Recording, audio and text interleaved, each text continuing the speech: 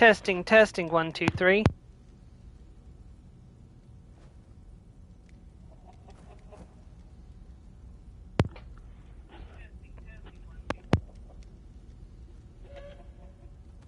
Well, there's a big time lapse today, but I guess it will be fine.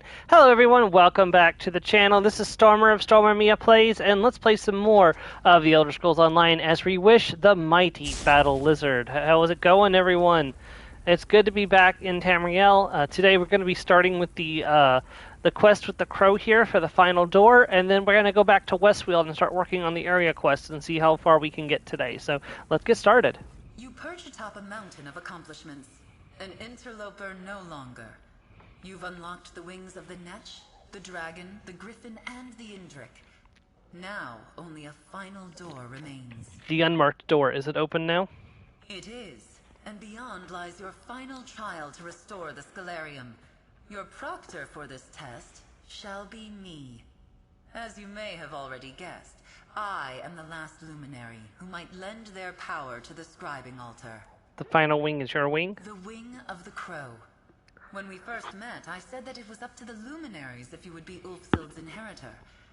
Now, you face a test unlike any you have seen before. There is an echo of Ulfsild nearby. Listen to it, and then we fly. Let's get started.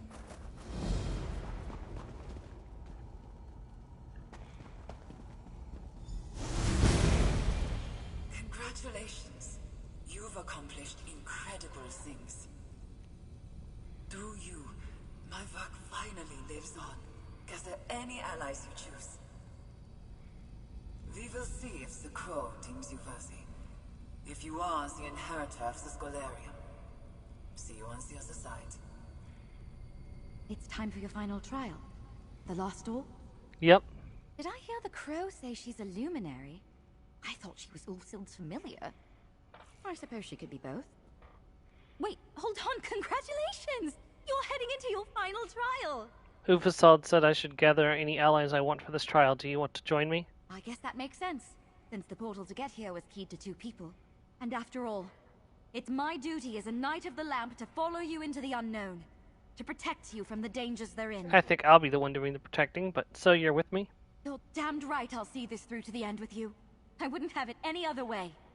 I can't wait to see what the Votary Commander and Guildmaster Galarian make of all this. Alright, let's get in there then. Travel to the wing of the crow. We shall see if the crow deems you worthy. I trust her with my heart, my mind, and my legacy. We shall see if you are indeed the inheritor of the Scalarium.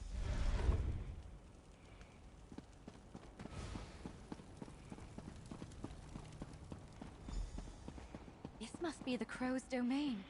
Incredible. Maybe those echoes can tell us more. Echo of mystery. This ritual has taken everything I had and more. It worked, I think, and I will leave part of myself behind. Will it be enough for those that come after? Will anyone follow in my footsteps? I refuse to believe all this work was for nothing.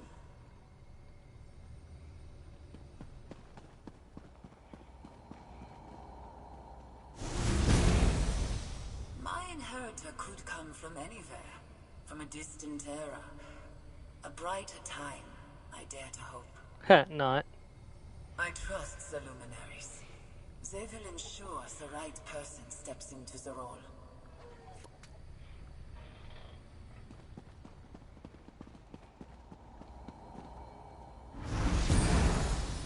Any attempt to save the Scholarium would only provoke Sheogorath.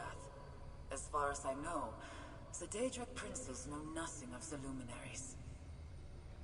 I have to seal this place away, so it feels like locking away parts of my heart and soul. I suppose in some ways, it is. These echoes must be from Ulfsild's final days here. They're so personal. And, unfortunately, none are quite as instructive as the ones she left in the Scalarium. If this is part of the trial, what do you think they're trying to tell us? So far, they're just reinforcing what we already knew. Ulfsild sealed away the Scalarium to protect it from Sheogorath. kind of lovely, actually, the way she said it was for the luminaries. And there was that bit about a ritual. Did you catch that? Do you think the ritual... Do you know what ritual she was talking about? Maybe it was the sealing ritual, something she left behind to protect the Scholarium.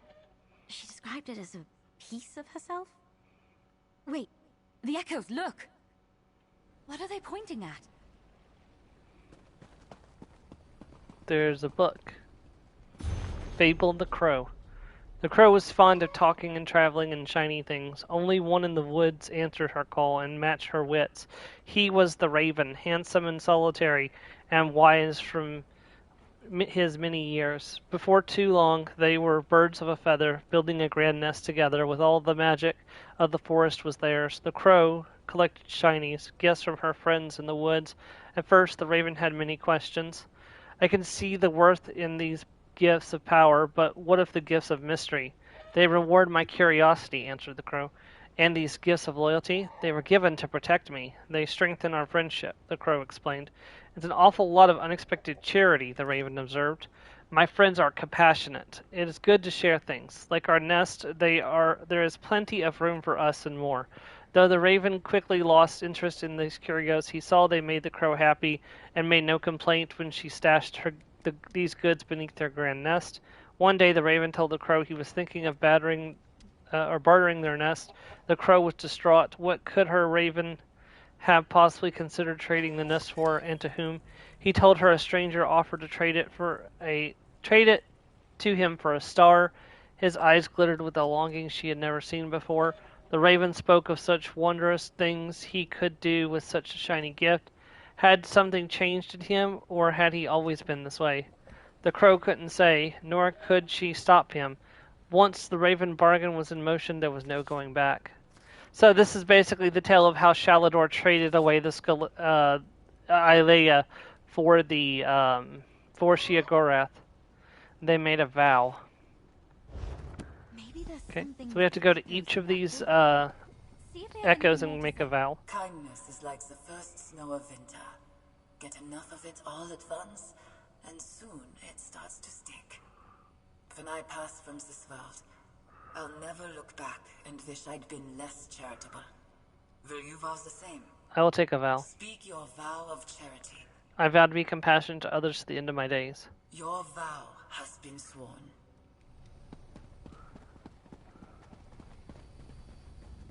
What lies always ahead of you, so you will never see it. What is always coming, but never arrives. Existence itself is a mystery. An unmapped territory spread out before you. Will you take a vow to explore it? I will take a vow. Speak your vow of mystery. I vow to be curious with what lies ahead. Your vow has been sworn.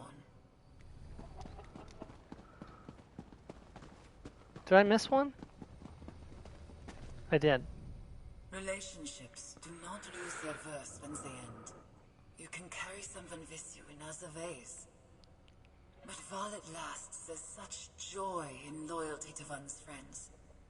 How will you vow to respect them? I will take a vow. Speak your vow of loyalty. I will protect those I care about. Your vow has been sworn. You understand. And you are ready to take the next step.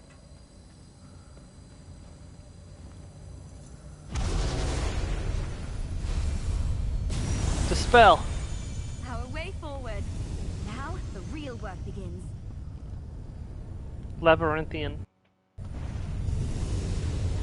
Welcome to the Labyrinthian, or at least my version of this ancient maze. Welcome to my roost, to the wing of the crow. I am a luminary just like the others, though I'm the youngest of our number by far. Right now, my fable lacks a fitting end. I hope that you and Nalia can change that. Why didn't you tell us that you're a luminary of magic? Pin feathers, mortal. When we first met, I didn't know your quality. I spent many years in solitude, guarding and hoping to guide. Now, here we are. You, a worthy inheritor to Ulfsild's legacy. Me, the proctor in your trial. Are you ready to begin? I'm ready. What do I do? I shaped my domain to be the perfect trial space, based on Shalador's Labyrinthian. It will finally prove you are the one I have awaited. Showcase what you have learned in your journey to master scribing. We start here, in the Luminary Antechamber. What is the challenge here? Ulfsild named us Luminaries, magical lights in the darkness. This puzzle asks you to set braziers ablaze in honor of that name. Just think back to your time with the dragon. You know everything you need to complete this puzzle. Good luck. I'll get started then. This is amazing. The Labyrinthium, the real one anyway, was built by Shalador to test potential archmages. And now here we are. Crow said we need to solve a puzzle to move ahead. Something with the braziers. I overheard. And she mentioned the dragon. Do you think it's another riddle? Magnus, I hope so. I bet this is an opportunity for you to use Ulfsild's lens to get things started. I'll look around. I'm here to help, my friend. Just talk to me if you need a quick way to put out the flames and start again. I've got a spell for that. Right, let's get Here to we it.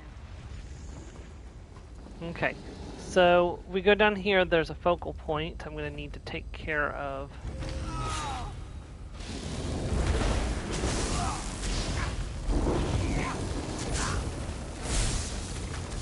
Maybe I should have joined the boarding house.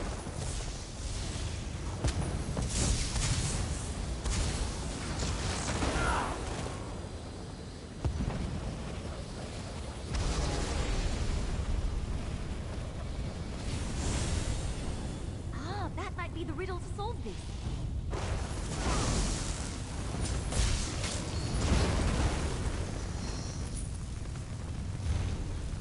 In the dark of night, the light grows bright as fire spreads from brazier to brazier.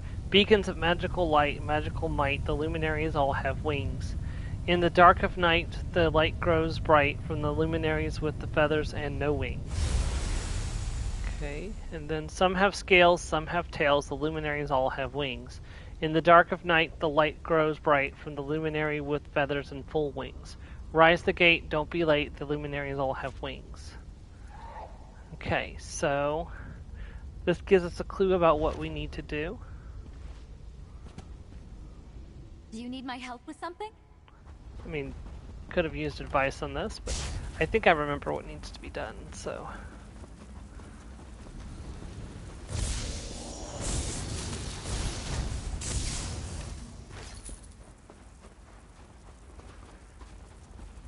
Okay, so this is the Indrik. This is the luminary with feathers and no wings. So this isn't the first one. Where's that puzzle? Oh, do I have to go back down to read it again? Shoot.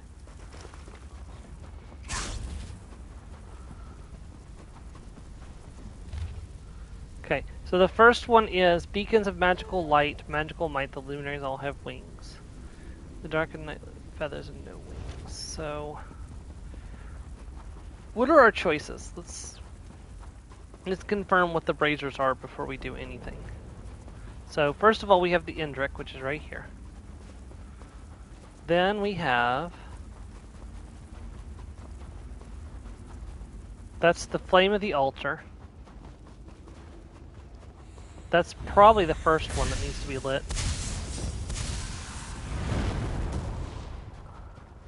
The dragon. Okay, hold on. I think I know what needs to be done here. So the flame of the altar comes first. This is the beacon of light, the beacon of magic. Then next comes the Indrik, which is a luminary with feathers but no wings. Use your power responsibly. No, that was the first one to light. Okay, so that one didn't take, so that must have... Okay.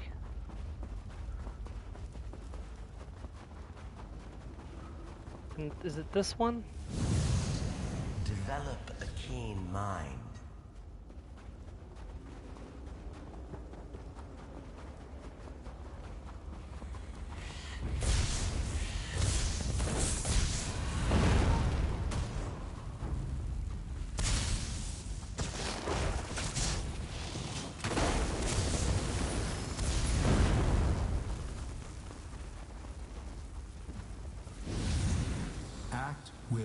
justice. Went up. That did it. You did it.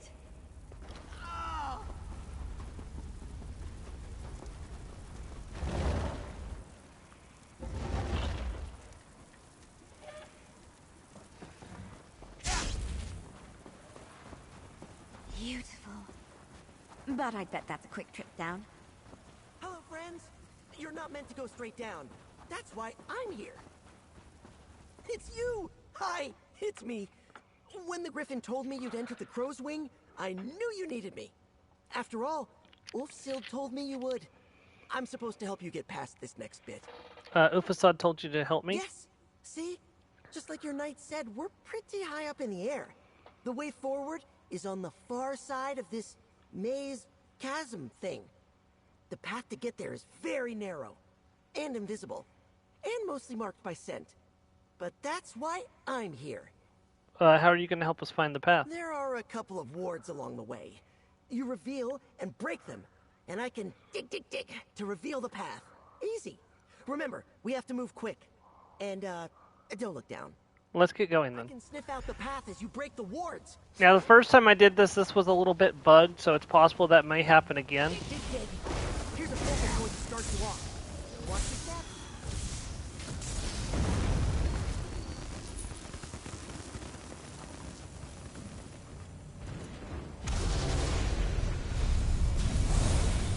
Follow close and go quick. This is so fun. Hey, welcome to the stream.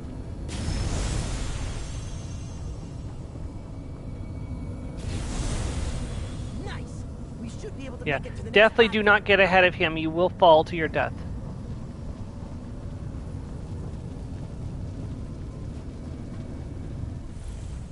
Thank Magnus, solid ground. Are we done?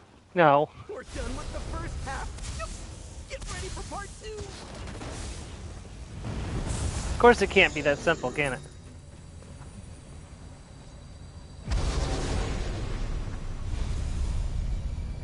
Dispel. Off we go. Keep up and eyes out for those wards. Oh god. Hey, welcome to the stream, D. We are currently way above Labyrinthium in Skyrim. Oh, I missed one. We're doing great. Keep it up. Yeah, I'm glad that I'm not getting vertigo from this.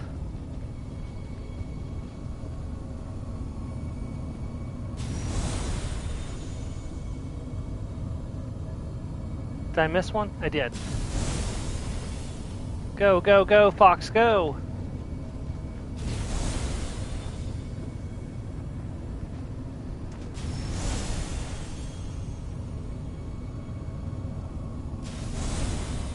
Sorry, friends. We're almost there. Almost done. Alright, this is the part that bugged out last time, and I kept falling when we got here. No! Just what I was talking about!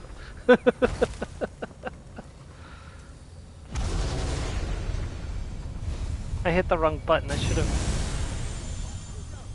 Keep up and See, eyes in out this- for those wards. This is the part that's bugged. Go, go, go, go, go!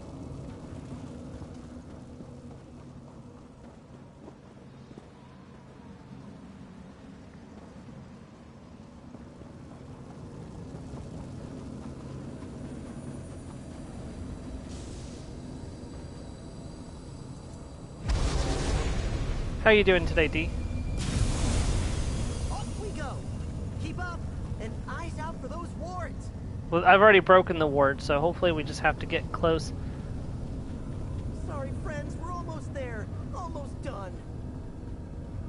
I heard this line so many times the first time we did this. Because I just kept falling and falling and falling. It's like they forgot to code in properly the point right next to this. No, see what I'm talking about? Because I was just about to streak my way to safety when I fell. Keep up and eyes out for those wards.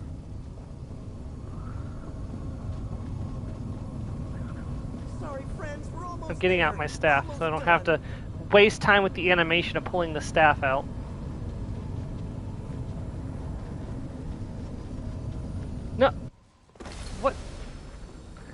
Nice. Are you getting good tips? My brother did DoorDash for quite a while. Keep up, and eyes out for those wards. Sorry, friends, we're almost there. Almost done. You've been saying that for a while, though. That's so frustrating.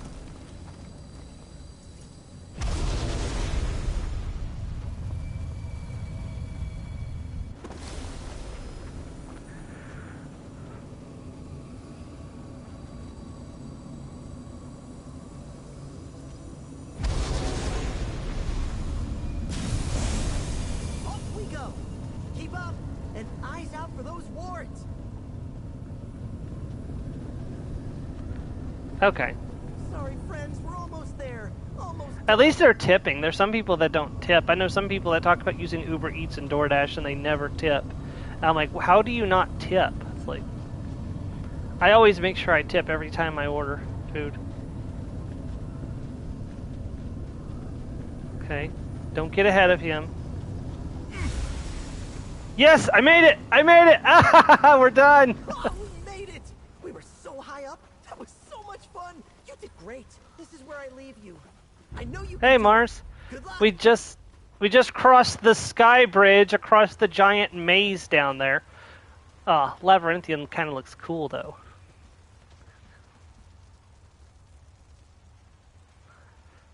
I don't remember. Can you actually go into this maze area in Skyrim, D?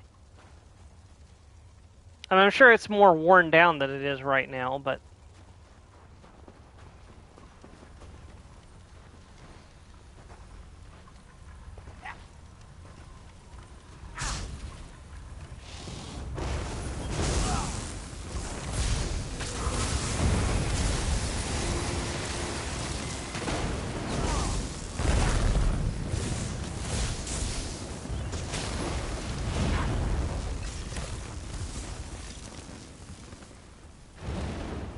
The legendary Labyrinthian maze.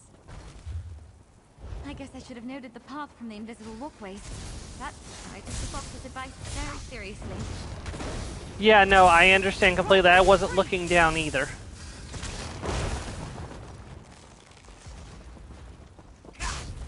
In a big family, you have to know how to scrap. I was too busy paying attention to where the floor was.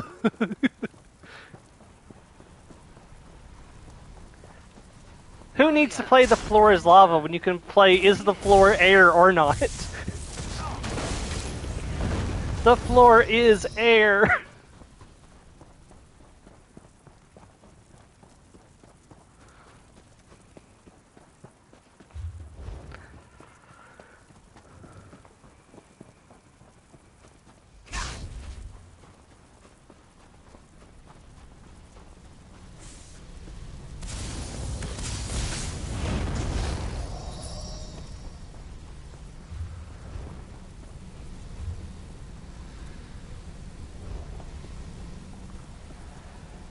Airbenders not allowed to play. No, that is correct. They are not. Some of those unstable orbs again, blocking our path. Do you see a focal point? I bet that's the key. There is, yes.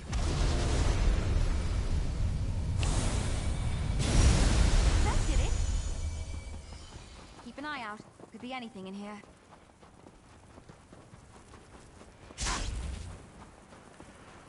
Then Valorian's mother comes around the corner. Valorian, who's not even in this world, is like, oh god, not my mother. And Reewish is like, get out of here, Dragonborn, this is my world. Adventurer, welcome to the end. You've overcome innumerable challenges, and you stand poised to fulfill the legacy left behind by Ulfsild all those years ago. You are the inheritor of the Scalarium. Thank you, Crow. What else is left to do to complete your trial? You've collected grimoires, scoured the world for scripts, and scribed powerful spells and skills. You have power, Inheritor, and I want to see you demonstrate it. How do I do that? No matter how clever or compassionate we are, we must fight for what we believe in. Gather your feathers. Use what you've learned on your journey and defeat the beast of the maze. Good luck. We'll see it done. Rise, Altaria! It's a chimera. A fight, is it? This I can do. Prove your worth. Heads up, we got them all. Can you see a focal point? Find the wall. You can make it.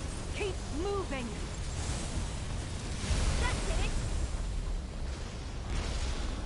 Arise and serve me.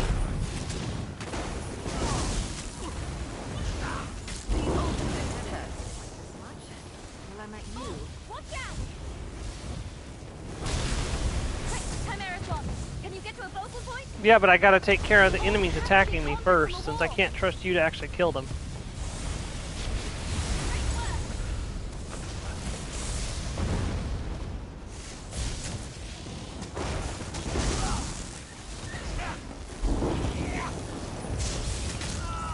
Prove yourself, Inheritor. Fancy footwork now. Don't get hit. Ha! He's dead. A marvelous display of power. Precisely what I wished to see. Altarioth could meet no more fitting end. Inheritor, you've come all this way on the wings of fables. Let me tell you one final story. In the last days of the Scalarium, Ulfsild's heart was filled with sorrow.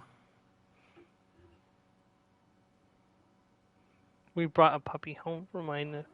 She is born in the month and year of the dragon, so we made a list of dragon eternity to choose from. He chose Tanwyn, which means, actually, funny story about the name Tanwyn. Tanwyn's actually the name of Kin's sword, or it will be eventually in my novel as well, so that's a very fitting name.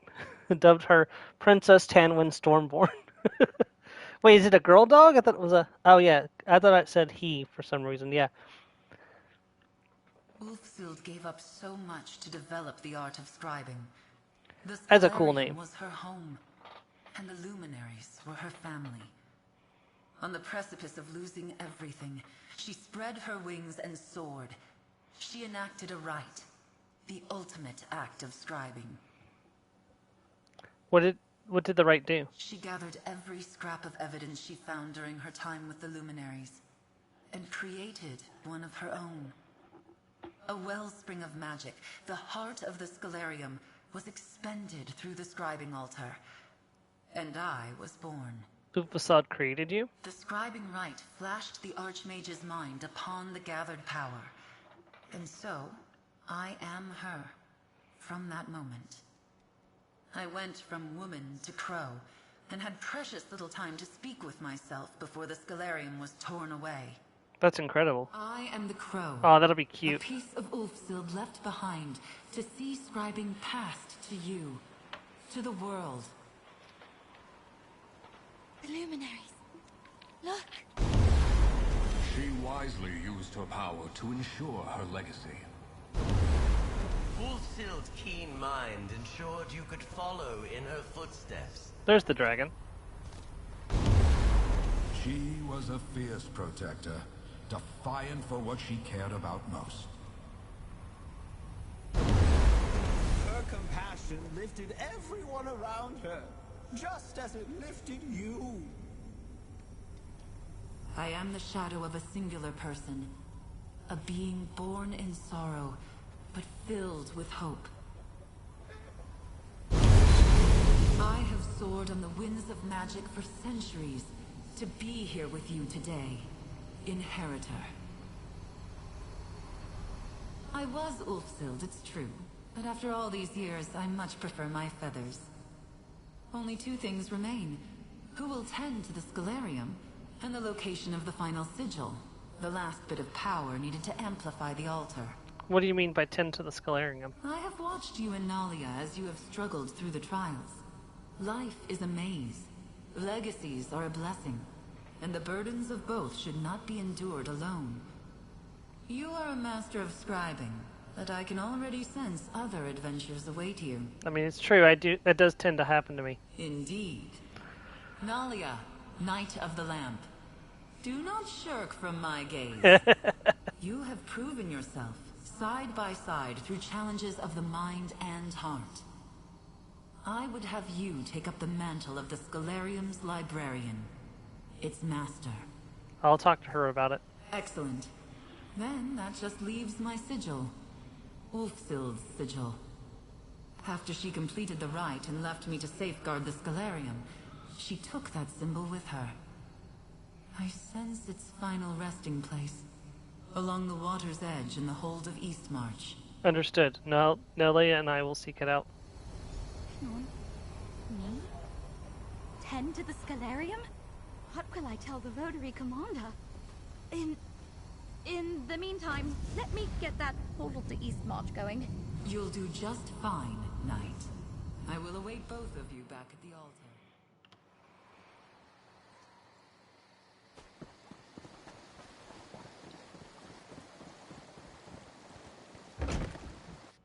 So where's this at on the map? Sigil, but she did leave us an echo. Huh. I don't wonder if this was always here. Ulfsild, but she looks older, happier. It's been years since my time in the Scholarium, but I realized I never left a final message behind. As my life draws to an end, I've left a few things unsaid.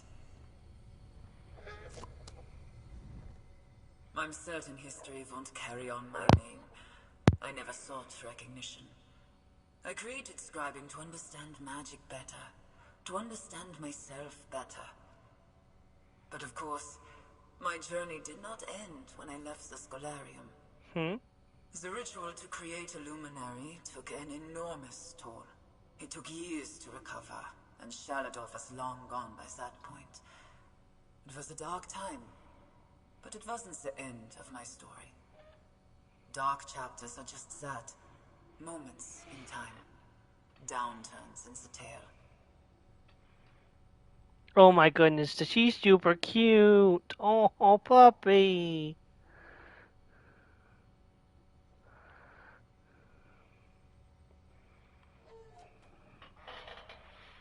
Things got better.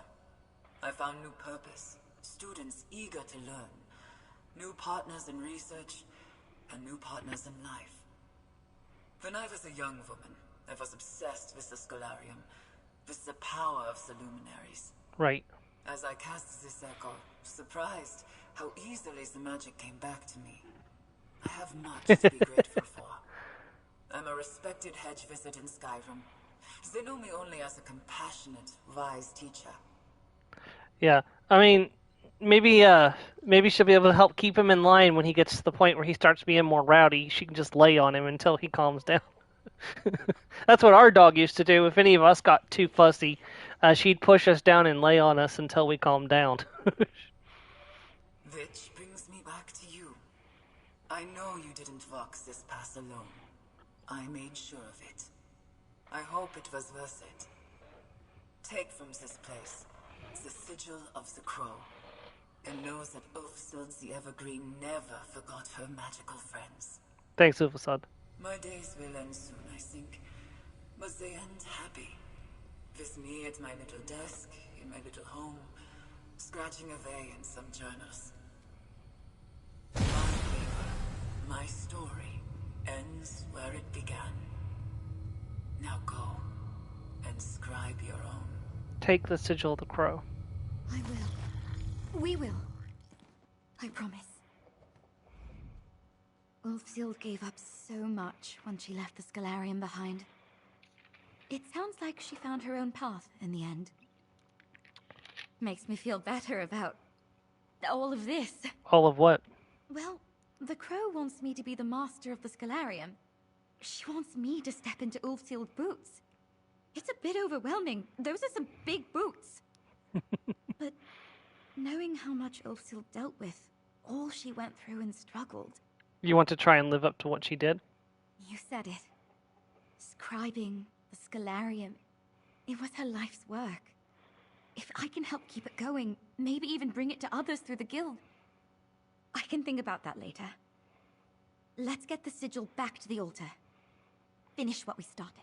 Can y'all believe that people don't want elves like her in the Elder Scrolls 6? They want Skyrim-style elves, when we could have pretty elves like her. One last portal for you, my friend.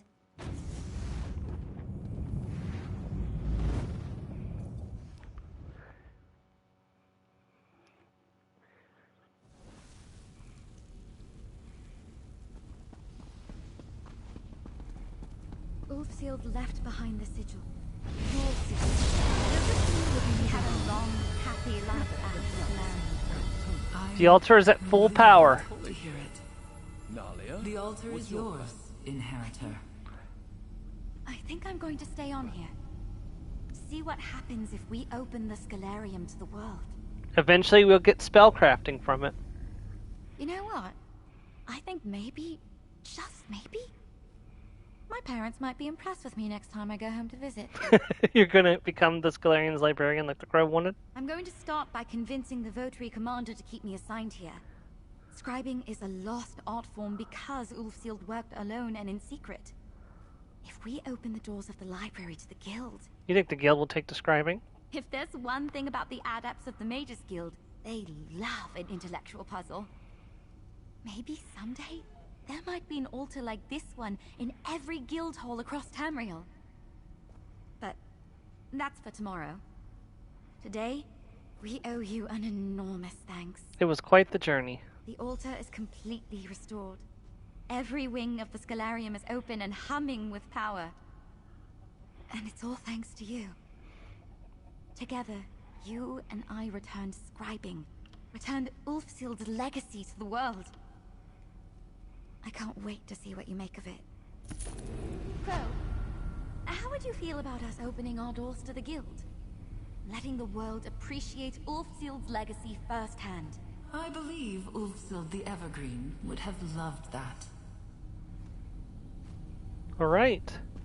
And that, my friends, is the end of the scribing quest line, so we're going to go and start working on the different area quests in the Westweald, but it took us basically 1.5 streams to finish the quest line. I just want to check to see if he's changed. Nope, he's still got the same inventory as earlier. So I'm trying to get my hands on the shock script so I can make a new spammable ability using that Soul Burst grimoire that I just got, which has got a whole bunch of different utility. Let me just show you real quick. Oh, I haven't actually used it. Let me fix that.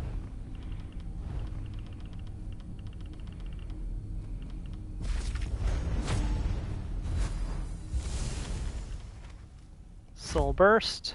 So I don't actually have the shock one yet, but once I get it, I can actually make a pretty good shock ability with it. So we will be back for that later. It's time to head to Westweald and get our exploration on. So yeah, we still got 3 hours and 20 minutes left in the stream. We should be able to get, if not all, most of the area quests done today.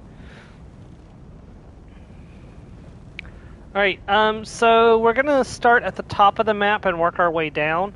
So there are 9 area quests to do. There's the Valentine Vineyards, there's the Weatherly Estate, there's Ontinus, Rustwall Estate, Osamir, Vashabar, Such. I think that's... What else am I missing here? Hold on.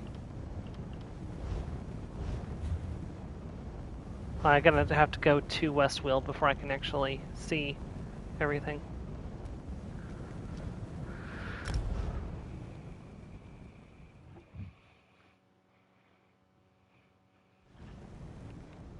Oh, by the way, for anyone out there that plays the Elder Scrolls Online, right now, if you finish the Morrowind storyline, there is a free reward in the Crown Store.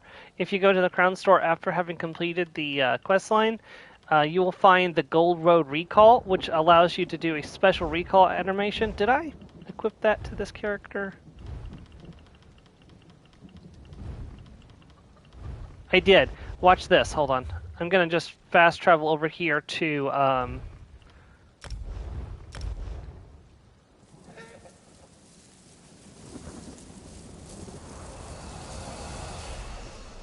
What a way to teleport. Yeah, and I own this house, so I bought it with gold. It's not decorated or anything. It's just I try to collect these new houses as they come out, so I don't get behind. So I will deal with you in a second, Death Hound. First of all, we need to come and visit an old friend. For anyone who's been with the Elder Scrolls Online content for a while, you'll know who this is. It's Fenorian. What would Count Verandis do in this Is that the situation? last of them? Oh, thank fuck. There's something I need to do. Oh, it's already set. Okay. Fancy meeting you here, friend. I hope you're not here for the auction at the Valente Vineyards. I'm certain the event bodes ill, but I'm reluctant to enter that nest of vipers alone. Would you be willing to join me? For ample compensation, of course. What kind of trouble do you expect at a wine auction? It isn't just any auction. It's run by and for vampires. Being a vampire myself, I can't help but wonder why Lord Gallio Valente, vineyard owner and vampire coven leader, wants to sell wine to other vampires. It's not like we partake of the stuff. So you were invited to this auction? Not exactly. I was hunting a violent vampire gang called the Terrors when I found an invitation to the auction. Inviting vampires to such an event is strange enough, but offering this Vesper Valente vintage? That has me concerned. Will you help me? I'll help you investigate the auction. First, let's look around the vineyard. I want to examine the grapes they grow here. Besides, it's a good idea to get a feel for the grounds before we head into the auction. Never fear. This is exactly what House Ravenwatch trained me for.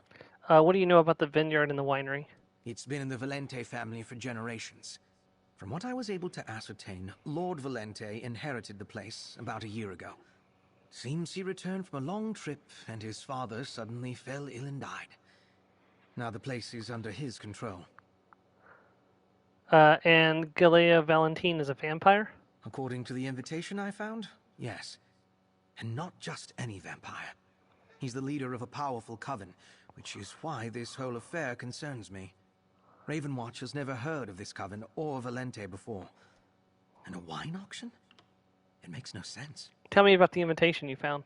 As I said, I was trying to pick up the trail of the Terrors.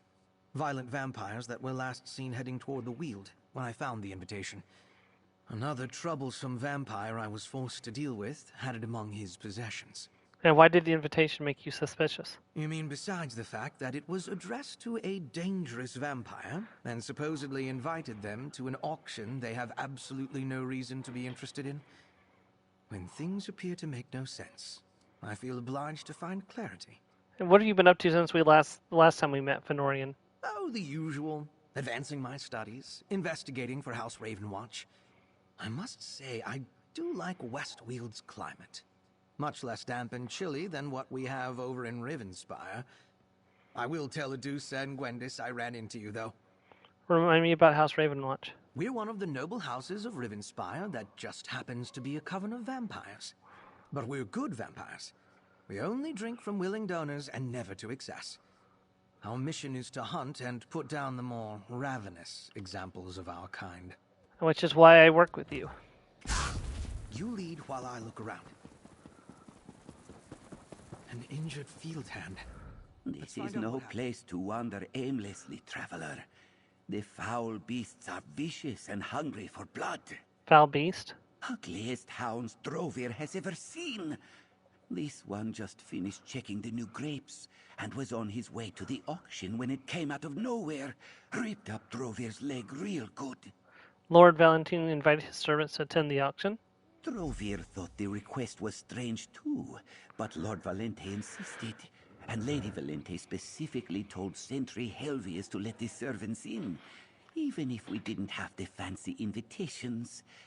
If you're here for the auction, you should head inside. What can you tell me about the Lord?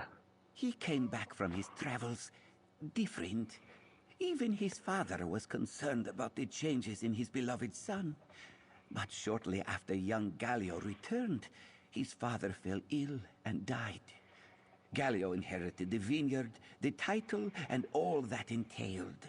What can you tell us about the auction? Just that he invited some important guests. He's been working on the new grapes for a special vintage since he returned, and he's very proud of it. Says it's going to make him even more rich and powerful. Can that be possible? This one is unsure. You mentioned a new kind of grape. Lord Valente developed the new seeds in his alchemical laboratory under the manor. They grow thorny vines that bear a crimson grape unlike anything Drovir has ever seen before. Once the first vintage was ready, Lord Valente set up this auction. Let's see. Tell me about Lord Valente. Lord Valente's new wife, a high elf with a name too complicated for this one's Khajiiti tongue. Drovir believes they met during young Galio's time away.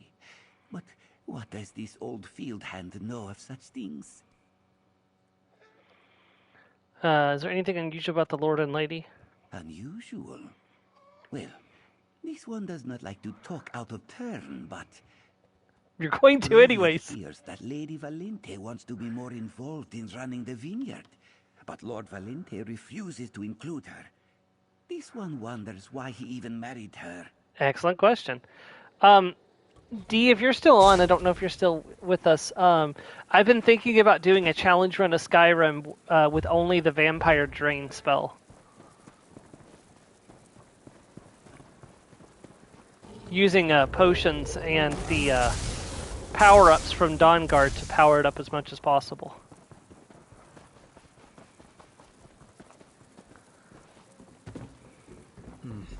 It appears the grapes did not agree with this death hound. Nope.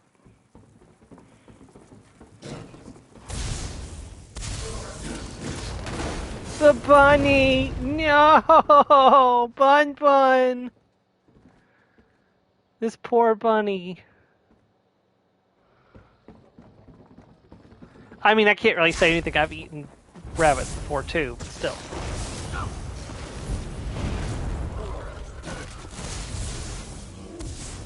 That would be boring. I don't know, I watched Nurbit do a Skyrim with just flames and shock spell. Even powered up, it's still weak, yeah. I had quite a bit of fun watching Nurbit pretend to be Emperor Palpatine by using the shock spell and going, unlimited power! Let's talk. Just as Count Ferrandis taught me, there is always something to learn if you simply pay attention. The field hand was attacked by a death hound, a sure indication of vampiric activity. And he provided a wealth of information. Don't you agree? Bitty living space. You mean about the Lord, the Lady, and the new grapes? So you were listening. Good. The field hand described Galio as different when he returned. He developed a new grape to make him richer and more powerful, and he recently married a high elf, but the marriage already seems troubled. What do you think of the grapes we examined in the dead Death Hound? The grapes were developed using alchemy. They've been infused with blood, and I find the aroma tantalizing. But I dare not try one. Look what consuming the grapes did to the Death Hound. Our next step is to attend the auction. You shall be my guest. Won't they notice I'm not a vampire? The field hand assumed you were a guest of the auction, and the invitation did say to bring my most favored mortal servant. If anyone asks, you're the blood servant of Master Bogvir, the vampire I shall pretend to be and whose invitation I carry. All right, let's head into the auction. The invitation indicates we're to head to the walled garden just east of the manor. I suppose that's where they're letting the guests gather prior to the start of the auction. Shall we proceed? Does the invitation tell us anything about what to expect at the auction? Let's see. It promises an evening in the genie beautiful quote. Okay. Colombian countryside, majestic views, new and innovative cultivation, a new vintage called Vesper Valente, the auction. Ah, yes. And this. Who says wine doesn't belong in a flask? What is that supposed to mean? I could be reading into things, but in some vampire circles, flask is used as a crude term to refer to a blood servant. Someone who willingly lets vampires feed on them, usually for compensation. And you mentioned that the invitation specifically suggested that vampires bring their servants? Indeed. Though the vampire I acquired this invitation from wasn't the sort to rely on blood servants. He was Phenomenal extremely cosmic cruel. powers. Itty-bitty living space, Preferred yeah. the thrill of the hunt and drank to kill. This event becomes stranger the more I try to make sense of it. Alright, well, if we're going to a fancy party, I should put on a fancy outfit. Luckily, I have just the outfit for this situation. Scroll through all my dresses and stuff.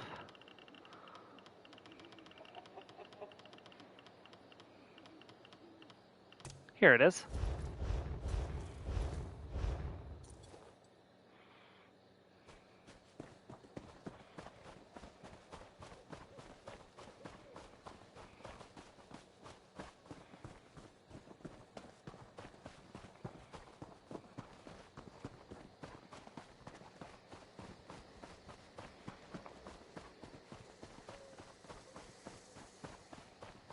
Halt!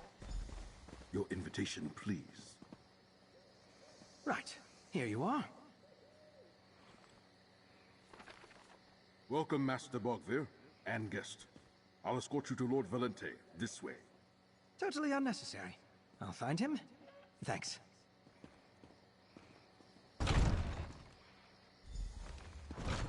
Just a moment. Let's talk first. So, do I look like a Master Bogvir? Probably not. But we work with the tools we're given. Let's split up and mingle. Talk to servants, guests, whoever's willing to chat. What are we trying to learn in here? Anything that can tell us the true purpose of this auction. Vampires don't need wine, especially made from grapes that apparently poisoned a deathhound. Try not to come off as too curious, though. We're supposed to be guests here, after all. Are you going to question people too? I am. But as soon as we walked in, I was hit with sudden pangs of hunger. Not unlike when I smelled those grapes, but much stronger. Luckily, I carry a flask of blood for times of need. I'll just find an out-of-the-way spot to take a sip. Understood. I'll ask around and see what I can learn. Can I offer you a glass of our new Vesper Valente? Certainly. I'm very curious about this wine. Really? You're the first of Lord Valente's guests to accept the wine. I hope you enjoy it. I hope you didn't actually just drink it, Fenorian, after you just said the grapes were poisonous to vampires. I'd offer you a glass, but your friend just took the last one. I wasn't expecting that. None of the other guests I've served this evening even tried it. Only their attendants and servants. Isn't that what? Isn't the wine? Isn't this the wine the guests have come to bid on at the auction? It is. The vineyard's latest vintage, Vesper Valente. Lord Valente did tell us that his guests probably wouldn't want to try it before the auction, but that I should freely provide it to their attendants and servants. Have you tried the wine? What's it taste like? I have. Lord Valente was generous enough to let all the vineyard workers and servants have a glass before the guests arrived. It was salty and crisp, with a slight metallic aftertaste. Something to do with Lord Valente's alchemical process, I think. That sounds awful.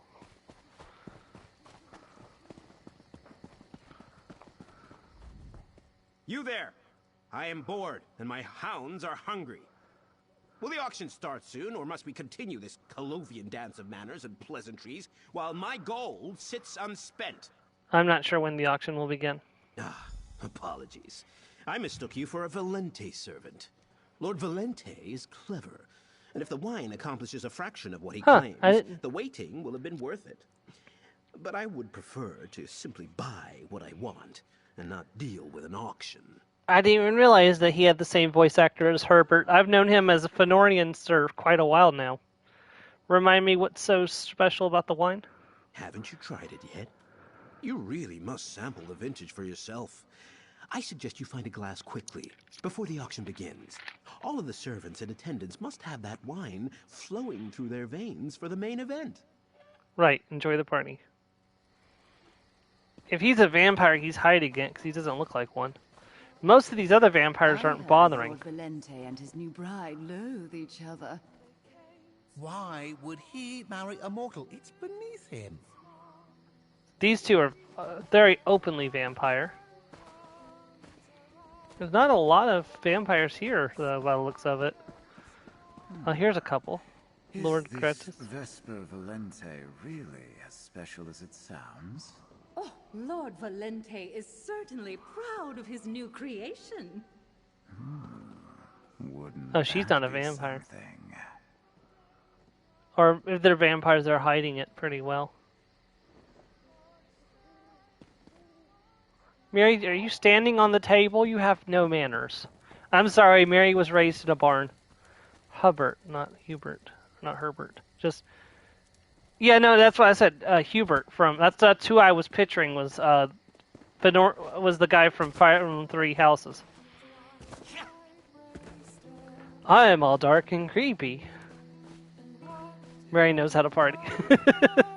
Mary does know how to party, yes. Ah, welcome.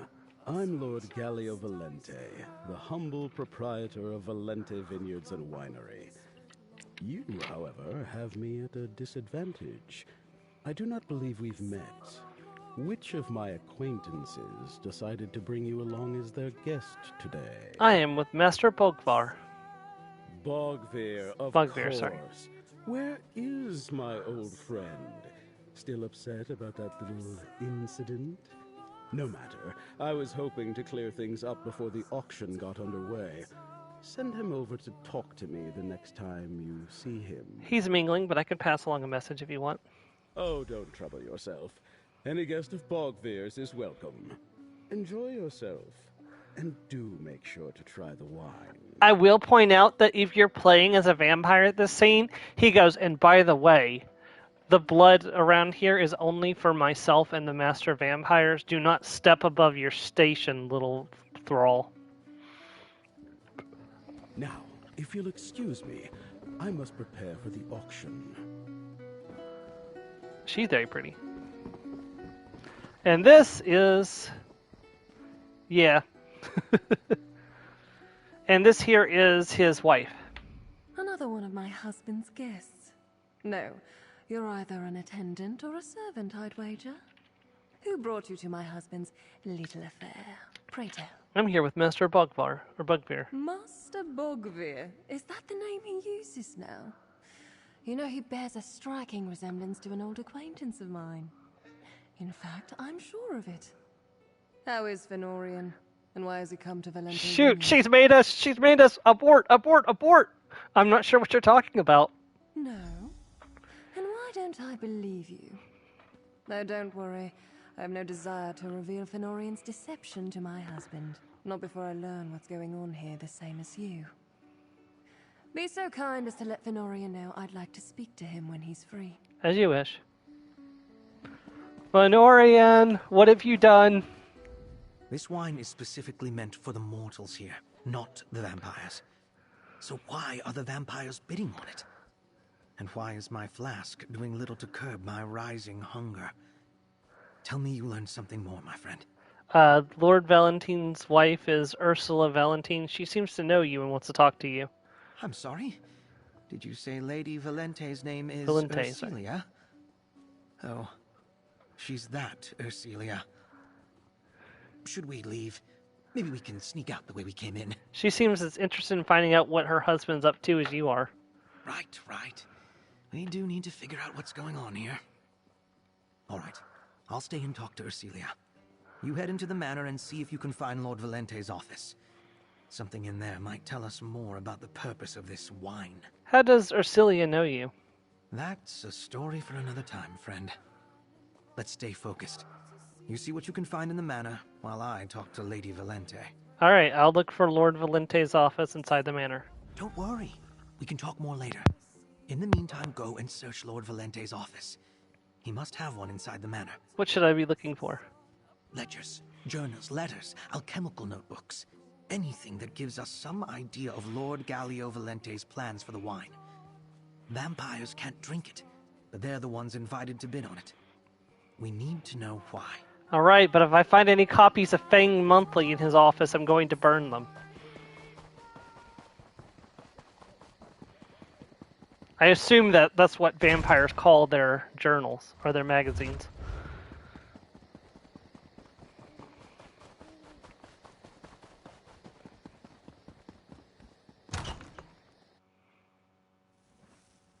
Well, no need to stay dressed up. Back in our Elder Argonian outfit. There's a Minotaur in here. So, sounds like he wants to eliminate all of the vampires. So it's a little more complex than that. You'll get the full gist in just a second. Galio, first you recruit my own vampires away from me, offering them false promises and so-called new opportunities in Westfield. Then you invite me to bid on the very alchemical recipe you stole from me? Does your audacity know no bounds? I'll admit that while I knew the ambrosial concoction could double or triple our innate vampiric powers, you were the one to figure out how to do it without killing us. Or so you claim. So here's my thoughts. I'm inclined to take a case or two off your hands. Yeah, Grady O'Codger. But if you expect me to pay for it, then you're even more of a fool than I gave you credit for. Set aside 2 casks of wine for me at the auction, or I'll not only turn the other covens against you, I'll tell the Fighters Guild or Ravenwatch what you're up to, Bogvir. Well, the Ravenwatch already knows what he's up to. Why did I ever agree to marry that woman? Yes, she comes with an impressive fortune, and I can certainly use the money, but she's annoyingly curious and wants to be an actual partner in this marriage. That's not how I want to do things. My first few weeks as a vampire were challenging, but it wasn't long before I decided to take control of my destiny and make the most of my new condition. It wasn't hard to form my own coven out of the disgruntled among Bogvir's clan. Most of them hate that pushy vampire. Still, I have to hand it to Bogvir. He really hit a gold mine with that recipe he found in an old scroll. Too bad he isn't as good an alchemist as he is a bloodthirsty vampire. I, on the other hand, am a very good alchemist.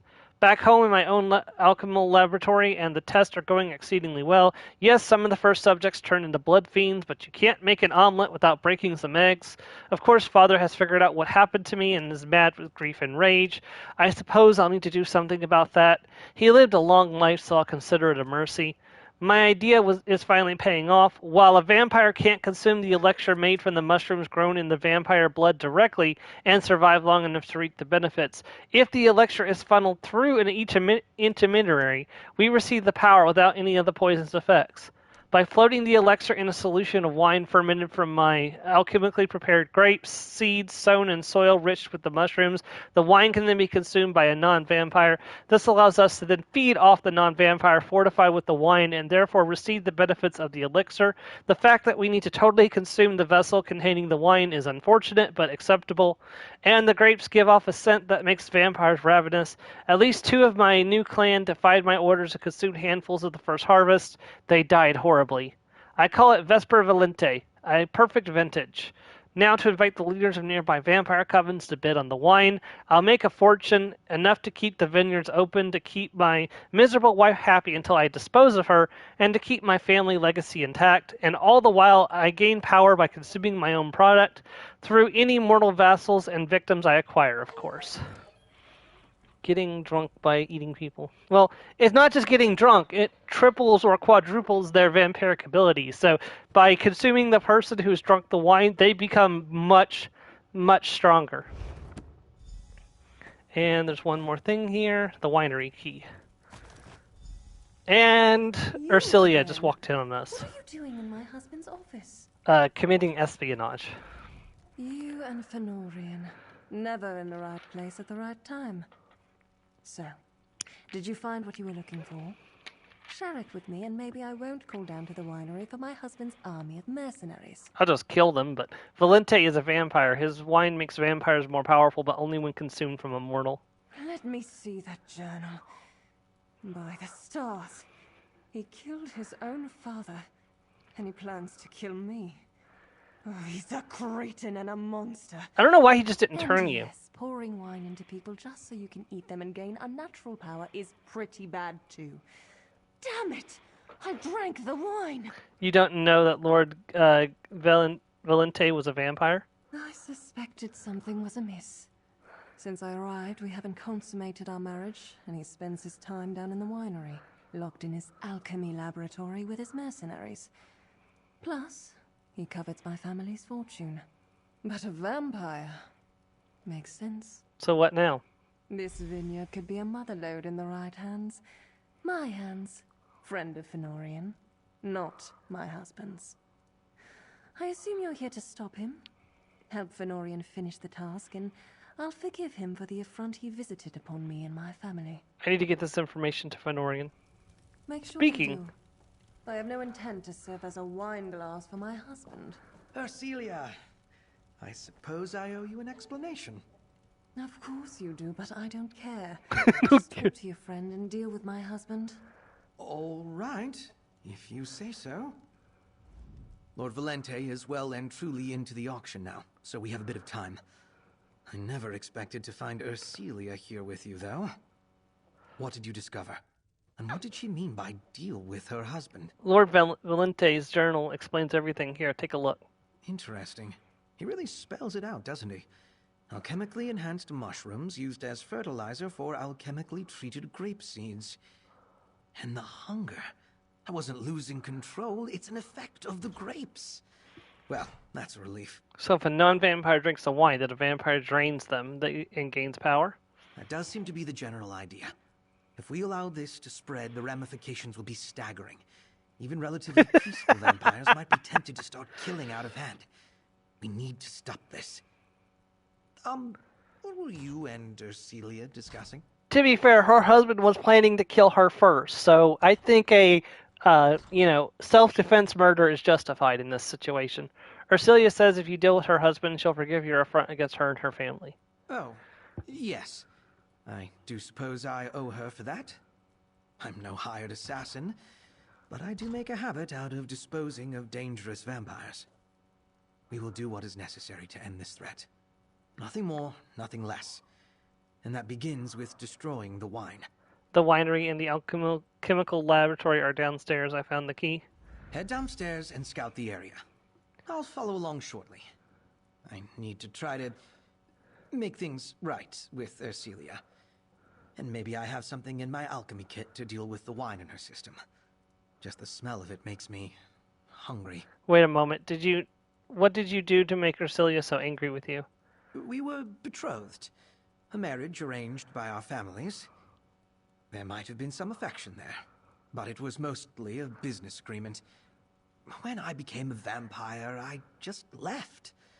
I thought it would be a mercy. How did you get turned into a vampire? As much as I trust you and value your company, my friend, that's not a story I feel like sharing. Especially not here and now. Maybe someday. I hope you understand. She never knew what happened to you? No. I didn't want to hurt anyone I knew. Ursilia, my family. So I simply left. Eventually, Count Verandis found me and made me part of House Ravenwatch. Rivenspire is a long way from Somerset, and Westfield is farther still. I never expected this. Are you going to honor her request? I'm not going to go out of my way to kill Gallio, if that's what you're asking. We do need to destroy his operation, though. This elixir turned wine is too dangerous to distribute to aggressive vampire clans. What happens after that is up to him. Ursilia, before we talk, let me see if I've got anything that will flush the wine from your system. I'm not drunk, Fenorian. I only had a glass or two. See, but you being drunk is not the biggest problem with the wine. The biggest problem with the wine is that Fenorian wants to rip your throat out and drink all your blood. Because that's what the wine is supposed to do.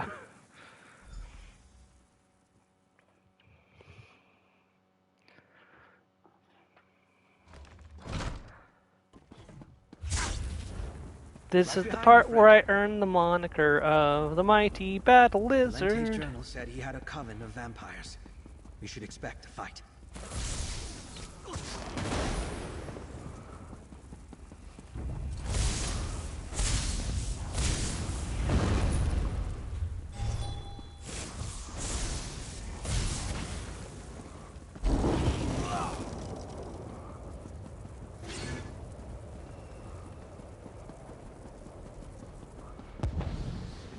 Captives, and apparently under the Side influence effect, of the wine. yeah. Friend, let's speak. These workers must be some of the subjects Gallio mentioned in his journal. They're on the verge of turning into blood fiends. I might be able to mix a counteragent with the proper ingredients. What ingredients do you need? Grape pulp left over from the Vesper Valente wine, wax flower petals to hasten the recovery process, and imperial oak tannins to make the remedy effective topically. Find those items around the winery while I make preparations. All right.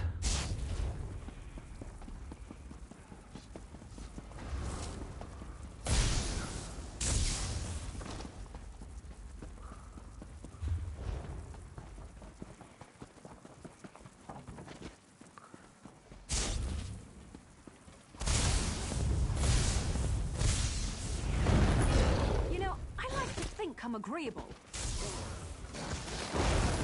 Most of the time you are, Mary. Except for when I pick up a butterfly. And you're like, oh my god, you picked up a butterfly. Yeah.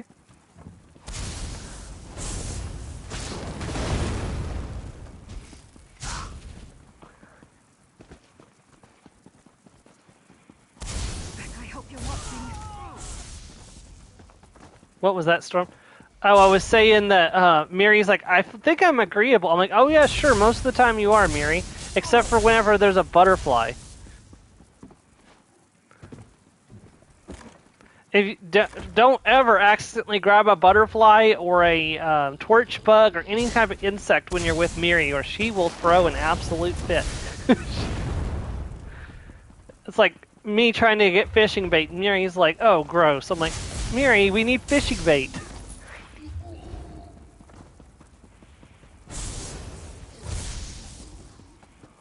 Oh. Well, I probably shouldn't be proud. I don't remember how I did that. Sorry.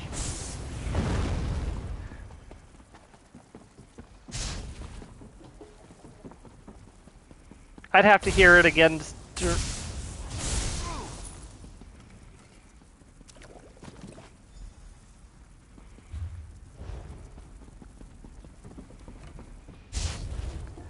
Don't get me wrong, Miri is one of the better companions. I like Miri, I like Isabel, I like Xander, I like Sharp as Night. The companion I really don't care for is Bastion. And it's not anything against Bastion himself. It's just, I don't know how to explain it. I don't really like Bastion all that much. I don't really like Ember that much either, to be honest. I really don't like your odds.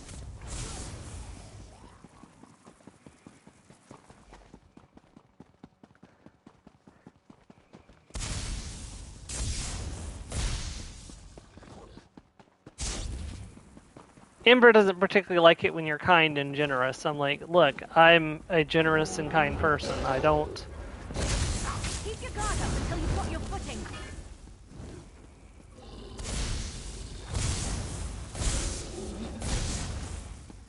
Would it kill them to run away? Oh, well, good. Now I guess it I was won't. starting to worry. I'm glad you're back. Did you find everything we need? Yes, I found the ingredients you requested. Once I've brewed the counter agent, pick up the bucket and splash the remedy over our poor patients.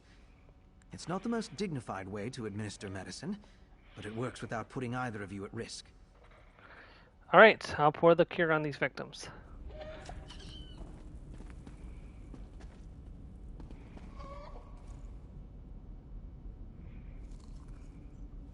And that should do it. You're free to administer the cure. Alright, get your slop.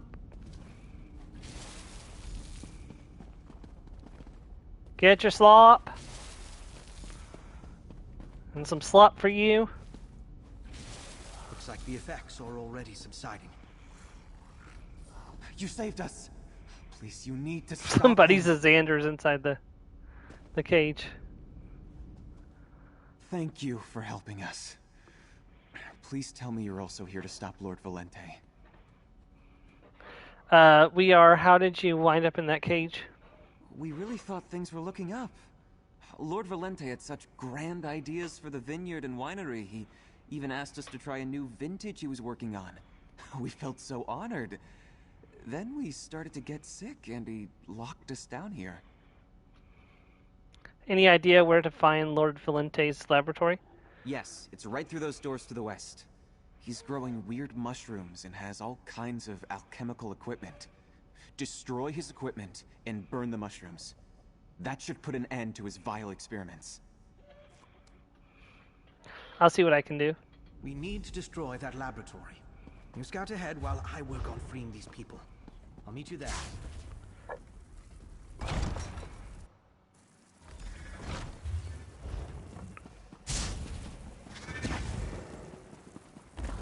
Right behind you, friend. I knew there was something wrong. Don't ruin all my hard work! Arise and serve me.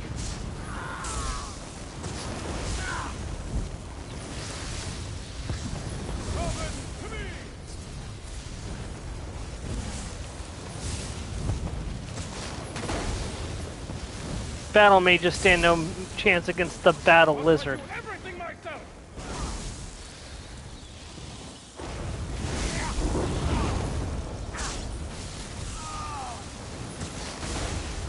Hey Joe, welcome to the stream.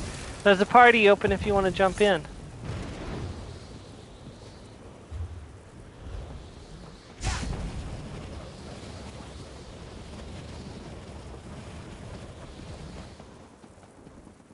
This is it. The laboratory. We need to destroy it all. Valente's alchemical equipment is truly impressive. It's a shame we have to destroy it. But we need to make sure no one else can continue his experiments. What do we need to do? These vats turn the mushrooms into a fertilizer for the grapes. Increase the flames under the vats by adjusting the valves. That will increase the pressure. After that, set fire to the mushroom planters. Then get clear before the vats explode. You seem disappointed we need to destroy this equipment. A part of me hates to see valuable equipment go to waste. But we can't allow more of the Vesper Valente to be created. Now come on, let's do this. The unpleasant work of destroying the chemical equipment. Turn the flame valve.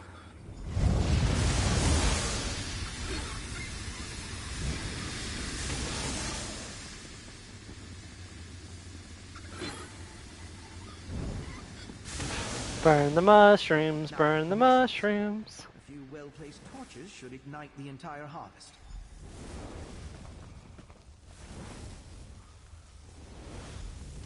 Okay, now we play that old game GTFO, my friends. Let's get out of here.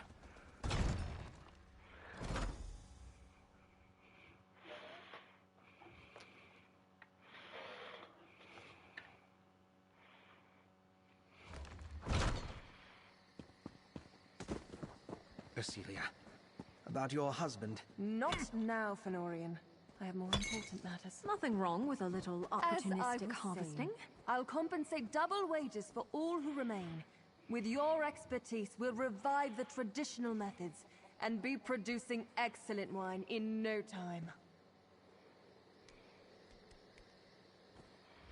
That was excellent work, friend. We destroyed Lord Gallio's laboratory and managed to rescue the workers he experimented on. There might be some ramifications over remaining Vesper Valente, but it won't become the sweeping problem I feared. But we didn't stop the auction. We didn't have to. Ercilia told me she interrupted the auction and told Lord Gallio in a voice loud enough for all to hear that the Ravenwatch was on the premises. We were on the premises. One mention of House Ravenwatch and the invited vampires fled the estate. So none of them got any of the Vesper Valente? Perhaps a few bottles were carried off, but none of them had time to load any casks or crates before they fled. I'll track them down eventually. And before I take my leave, I'll make sure the remaining vintage is destroyed. I wonder if one of these bottles ended up making it to Harkin, where he's sitting on his couch in his tank top, eating blood ice cream, watching blood vessels put on his soap operas because his wife and daughter left him. What happens to the vineyard now? Ercilia is set on taking control and turning the vineyard and winery into a profitable enterprise. I have no doubt she'll succeed. And speaking of succeeding, your help was invaluable in stopping Lord Gallio. Please, take this with my thanks. I suppose you're off on another adventure now, friend. Know that I appreciate the assistance you provided, and the companionship. If you ever have need of House Ravenwatch, just send the word. We always have time for our friends. Will you return to Rivenspire now, Fenorian? Eventually. After I make sure any remnants of Lord Gallio's vile experiments are taken care of here. Then I may check on the auction guests that scattered and see that any absconded bottles of Vesper Valente are dealt with. There's always something. All right, off to the next location. We're going to the Weatherly Estate to do a little bit of a murder mystery.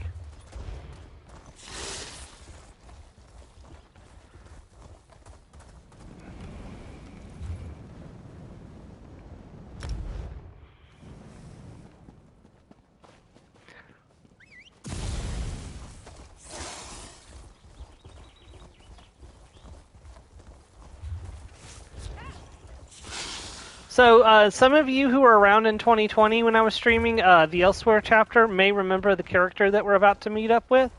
Vampire series. It's nice to have good vampires that aren't just all broody. It's like, oh god, I'm a vampire. But I can't really be a vampire because I'm not allowed to drink blood. I mean, the Ravenwatch do drink blood, but from willing donors, so it's fine. What is this? What are you? You're not a bunny. I don't think you're a bunny. What are you? Okay, that's interesting. Excuse my shouting, traveler. You wouldn't happen to have seen a dog running around?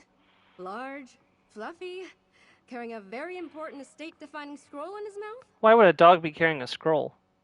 A lynx? Yeah, that's it's possible. It's a tiring ordeal. I'm visiting Westweald to execute the will of my late aunt, Lady Weatherly. The will my aunt's beloved dog, Betu, currently has in his slobbery little mouth. Are you referring to My Little Vampire, Mars? The movie that used to come on every Halloween on Disney Channel? An investigator? Yes, one Mizik Thunderboots. It seems he and my aunt are old friends, and he insisted on helping execute her will. I've had my fill, but you're welcome to lend him a hand. In fact, I can offer you a tidy sum if you can help move things along. I'll speak with Mizik Thunderboots. You can find Mizik just down the road, searching the Weatherly estate for Betu. He has quite a distinct look. You can't miss him. Khajiit wearing a broad-brimmed hat and big, heavy boots. Quite yeah, I remember that movie. It was good. If you ask me. I liked how that movie ended too. Tell me more about your aunt. My dear aunt suffered a terrible fall in her library.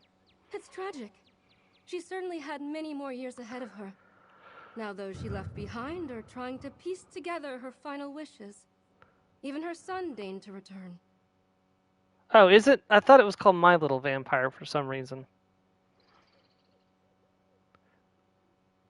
It's probably one of those, what's the effect, mandala effects? Like, what do you mean? I shouldn't be so flippant with my family's drama. Uriel, my cousin, disappeared years ago. My aunt believed he died in Varen's revolt. Yet, here he is. Something doesn't seem right. But I'll leave the speculation to the investigator.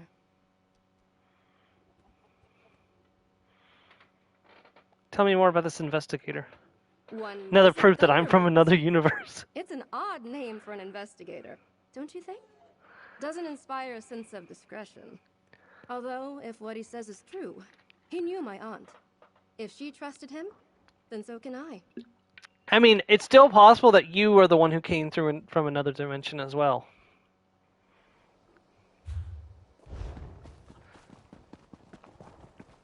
Variant.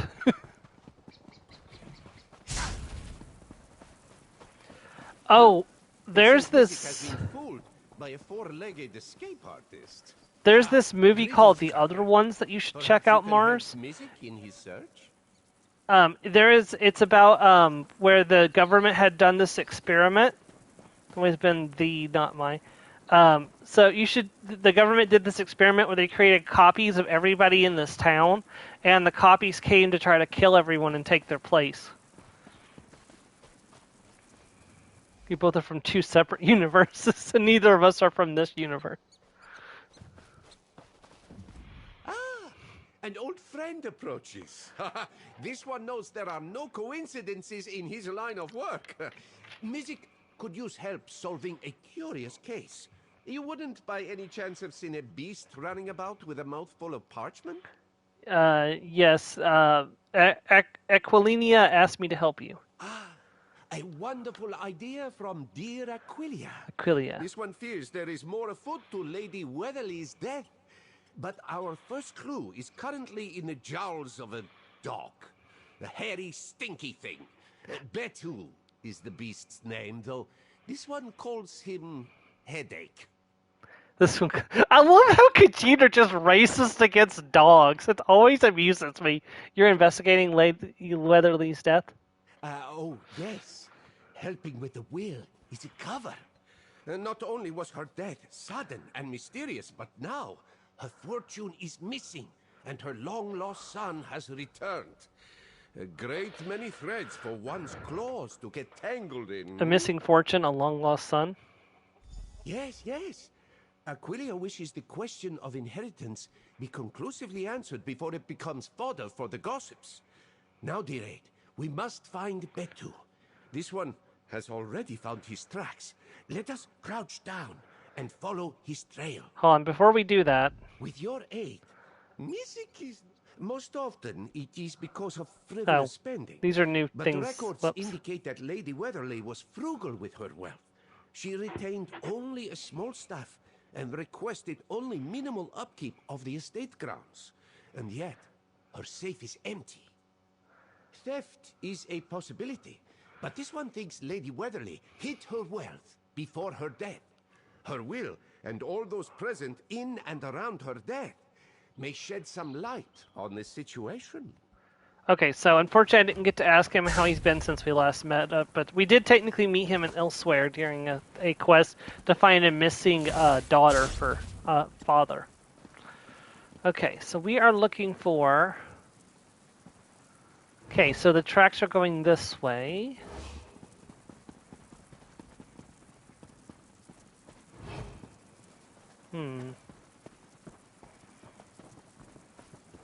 I don't know what you're playing at, but you were a fool to come here. There's Lady Belena and her husband Uriel, our once long-lost son. Be angry all you want, dear wife, but don't cause a scene. I'm here to stay. Looks like this goes in a big circle.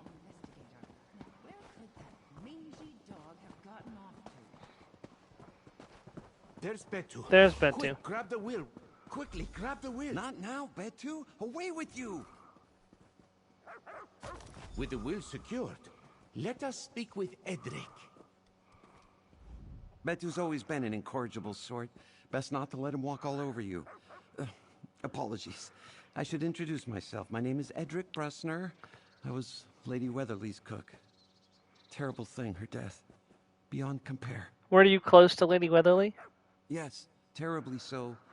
I've been in her employ for what feels like ages, which is why I hope you'll listen when I say you must leave the estate. I fear what happened to our dear lady could happen to you. I think soul twins is probably the most obvious answer. That, you know, in a past life we were twins. What makes you say that? Chefs are privy to more than just their employer's favorite dishes. Lady Weatherly hasn't been the same since her son's disappearance, and I'm not the only one to take notice. Fruit flies buzz around the sweetest fruit, after all. Do you know what happened to Lady Weatherly? I can't say any more. I only came to pay my respects and to leave this place behind. If I were you, I would stay far away from that manor before that investigator digs up something horrible. Ms. Zick and I are here to help. Alright, Thunderboots. It seems the cook knows more than he is willing to let on. How very curious. Mizik will have to make note of this. At least this confirms that the residents of the estate are keeping their secrets close to their chests. How will you remind... What? Did you just move positions with... Okay, that's weird. You will remind me of who is involved? Yes, of course. Along with the cook, there's Otho Florius, the gardener. Then, of course, Lady Weatherly's missing son himself, Uriel, back from the dead. And his wife, Helena, who has long lived at the estate with Lady Weatherly. Uriel returned after his mother's death? Convenient, yes? Many questions surround Uriel's sudden return, and it should be noted that Felina seems none too pleased about it. Mizik has of course investigated a number of failed marriages, but this seems different. Ah, what of the will? Here's the will, dog slobber and all. Yeah, excellent. It sounds very excited. We should return to the manor now that we've secured the will. I am certain our roosting vultures are keen to hear what it has to say. Meet Mizik by the manor house when you are ready to meet the others. I'll meet you by the manor when I'm ready. Okay. Betu, you're following me around? I get to pet the puppy! Yeah, every new expansion, people go around and look for all the different animals and see if they are allowed to pet them. Oh.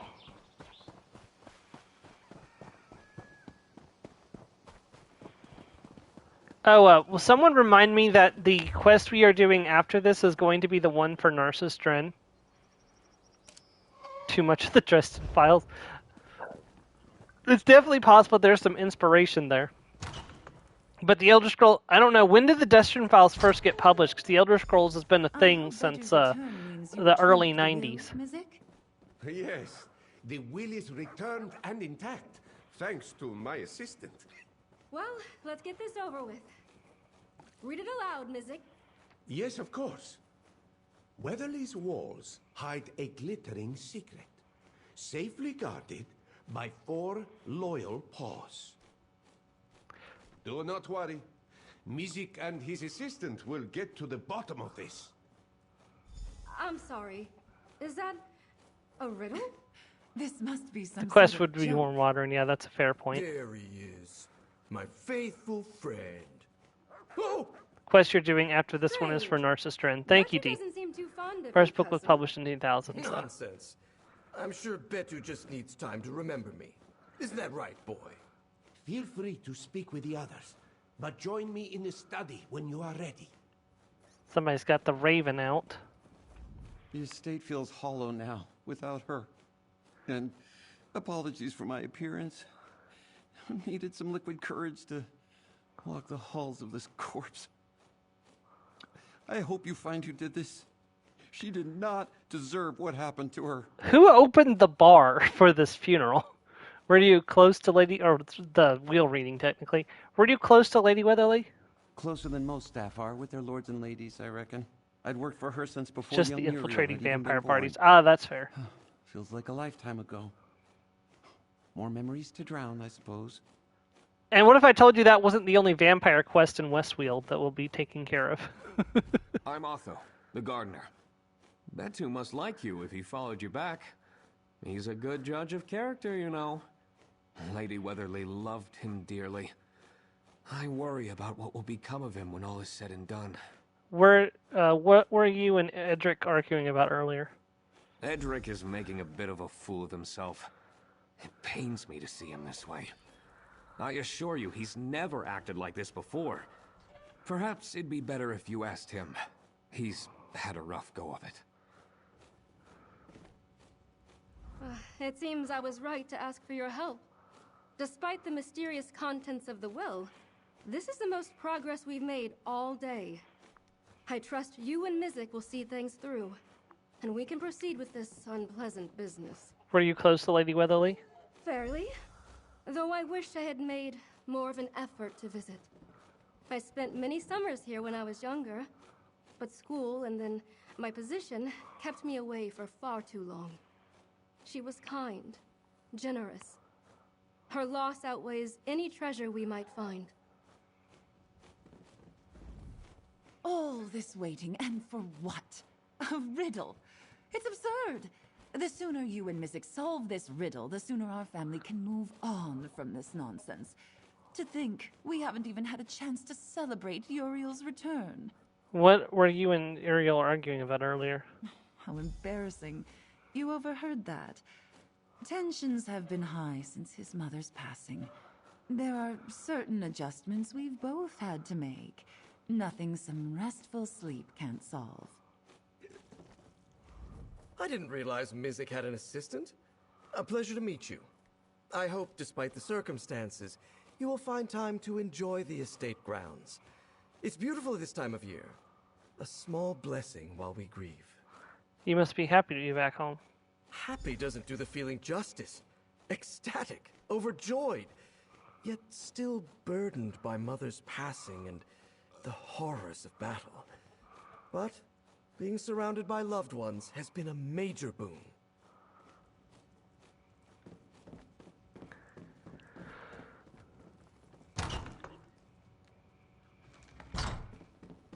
Why would Lady Weatherly leave a riddle in her will?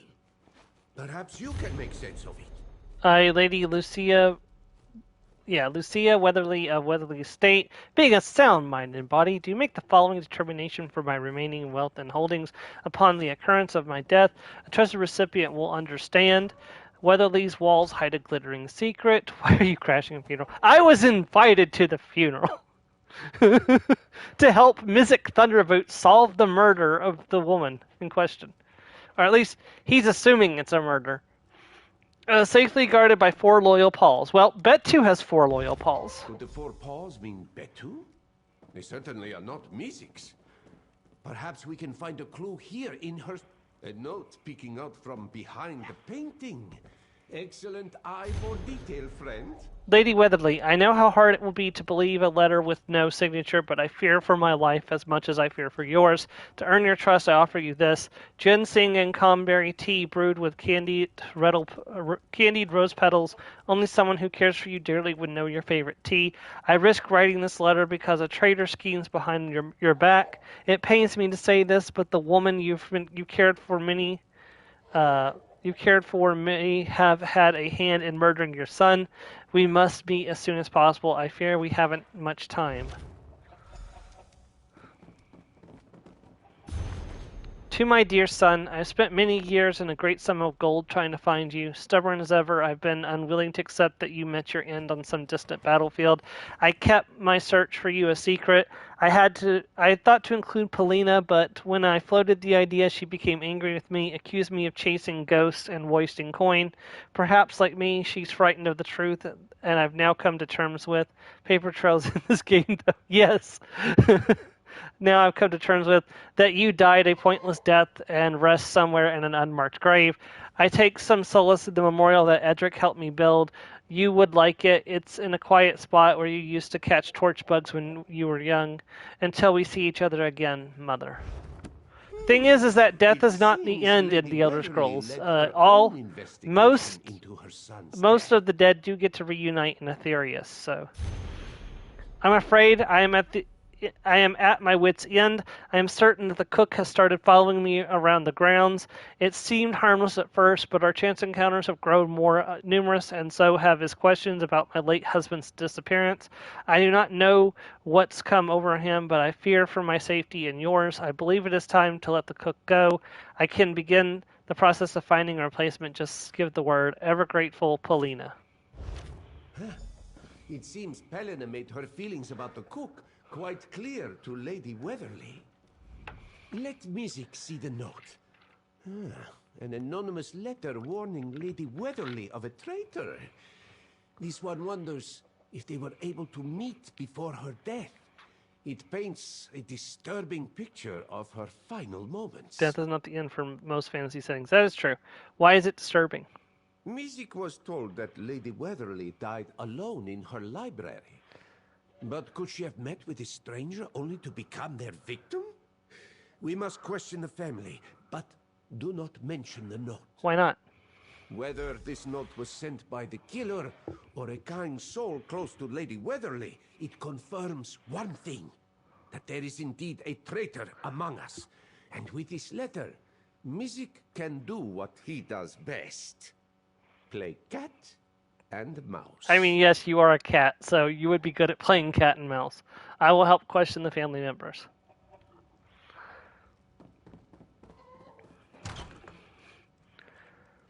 Oh, I see you've been cat-trapped, Mars. If you are looking for the stranger who calls himself Uriel, he went to walk the estate grounds with Pelena, and not a moment too soon. I was growing tired of their bickering. Actually, I was hoping to talk to you. Of course. Though I doubt I'd be Trapped of good. much help. I was tending to affairs in High Isle when I learned of my aunt's death. As her last living blood relative, I saw fit to see to her will. Until my cousin's convenient reappearance, of course. Yeah, that would be very suspicious, wouldn't it? I think they're trying to keep you from leaving again, Mars. I think they're afraid that you're going to get up and leave for another week again. What do you know of Lady Leatherly's death? Oh, as I understand it, He's she good fell at from playing her the library's mouse. ladder while Ouch. reaching for a book. If she had kept a modest staff on hand, perhaps she could have been saved. But by the time she was found, she had passed. Who found her? I believe it was one of the estate's remaining workers. Helena would know more. She was here when it happened. Unlike Uriel. I know grief can cloud one's judgment, but is she not at all suspicious of Uriel's story? Why are you so suspicious of Uriel? I haven't seen Uriel since we were teens, before I was sent to boarding school. And then he left to fight in Varen's revolt 6 years ago. He might share a passing resemblance, even with his scar, but I don't believe he's really Uriel. Do you have any proof he's lying? Frustratingly, no. But my aunt spent countless coins searching for Uriel. Even if his story is true, and he lost his memory, she would have found him. I fear Uriel was lost to us in the revolt. And this man is wearing our grief like a disguise. What does Polina think? That's the thing. Since his arrival, Helena has been both overjoyed and furious. I suppose his return after so long could explain her mixed emotions. But I think she's hiding something. They share terse whispers constantly. That's good to know. If Aquilia was Lady Weatherly's last living heir, could she have expected to receive the missing fortune? A motive, perhaps. Someone who spent all of her time doing the family's affairs? I don't think so.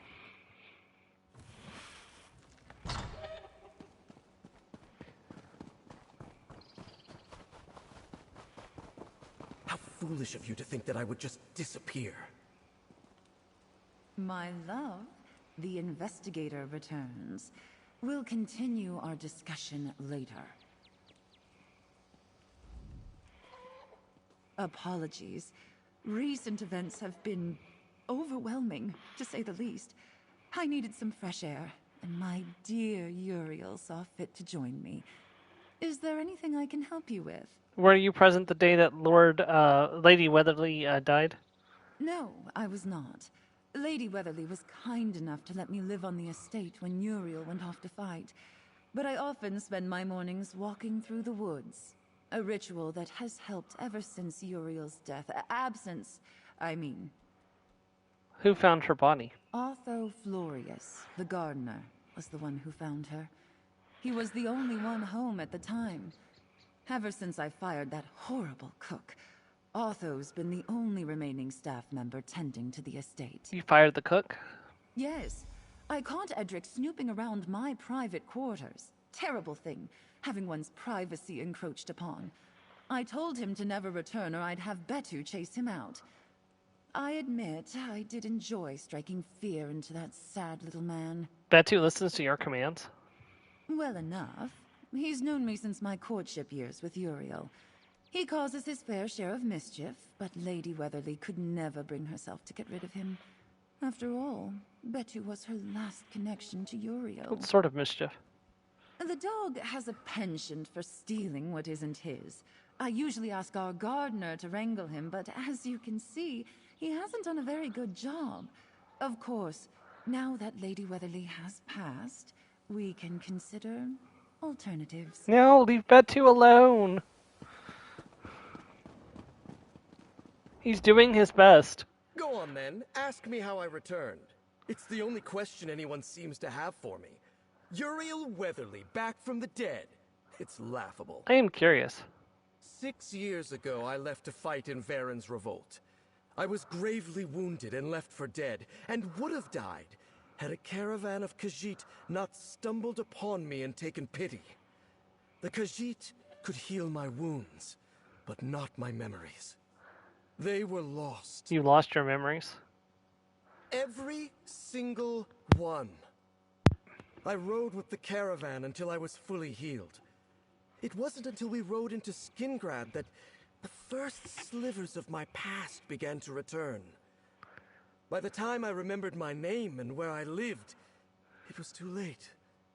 Mother was dead. So now you remember everything? Some things, yes. But there are still heavy clouds. For instance, it's clear Mother's riddle was meant for me, but I can't make sense of it. I can only hope your talented investigative skills solve this mystery. So there are two kinds of memory loss, Mars. The type of memory loss that he's talking about is the lack of actual memories. However, you usually retain your skills: talking, walking, eating, sleeping, all the stuff that you've learned to do over the course of your life. You typically remember how to do all of that, but you don't remember your sense of self or your be able to recall things. So.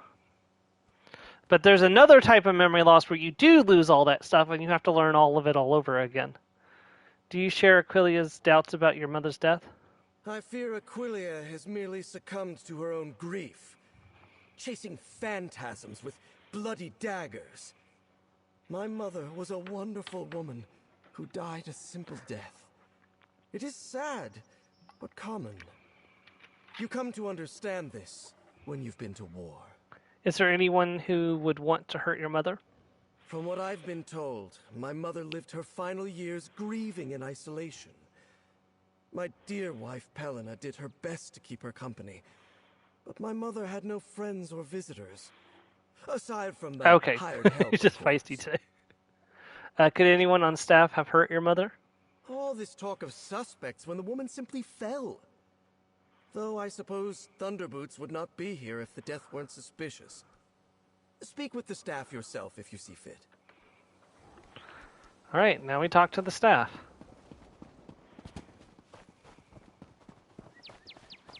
The gardener found Lady Pee into my Weatherly's theory. body. We should speak to him next.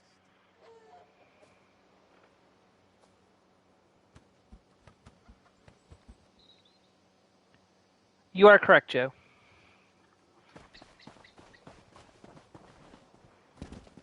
There you go. Apologies for Betu's earlier mischief. I hope he didn't damage the will.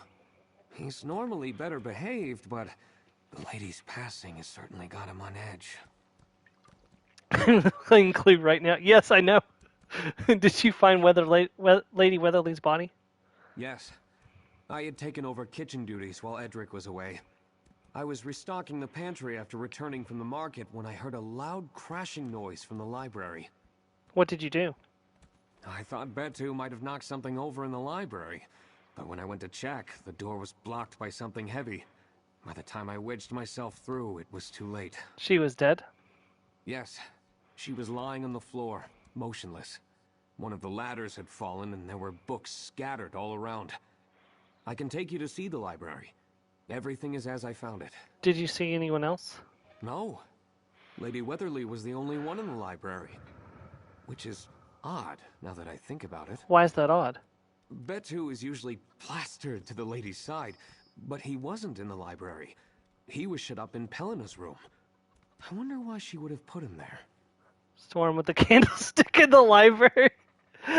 I wouldn't just brain anybody. Is there anyone who would want to hurt Lady Weatherly? Well, Pelena keeps going on about Edric, our cook. She says he was acting suspiciously leading up to her death. But for what it's worth, I find him to be kind. He may be able to shed more light on that situation himself. All right, let's talk to him. If he's actually sober enough. Easy. You won't learn anything from those scheming charlatans, that's for sure. Lost memories, please. Children can weave better stories than that drivel. I'll say it again, stranger. You should leave this place. Nothing but rotten memories. Were you present the day Lady Weatherly died? No. Lady Pelena had all but run me out by then. Lady Weatherly couldn't bring herself to fire me, but I thought some time away would do us all some good. Worst decision of my life. I tell you that. Why would Pelena run you out? It's my own fault, honestly. Something always felt off to me about Lady Pelena. She never seemed too torn up about Uriel's death. I was convinced she was hiding something, but turns out my chef's paunch doesn't make for being stealthy. Well, what happened? She caught me going through her things. A terrible thing, I know, but I don't regret it. Some things deserve to be brought to light. You'll see. Let us investigate the library. To the library. To investigate the scene of the crime. Watson, fetch me my pipe. The library is to the left. Your other left.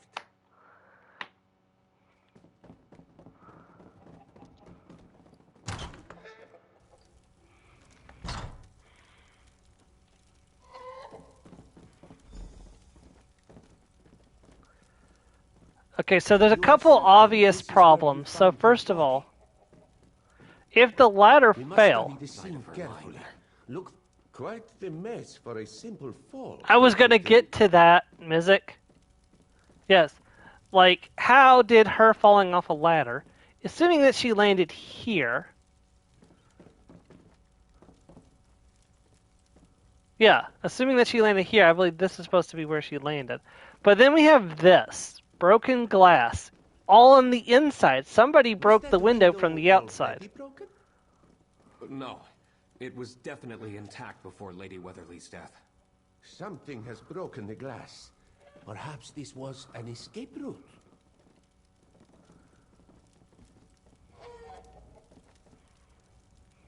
Certainly a ladder couldn't have caused this much damage to the statue. Mizik has seen enough. No blood, a broken window, and a fractured statue with no explanation as to how it was damaged. Mizik feels that there is something just out of reach of this one's claws. But what could it be? We must be missing something.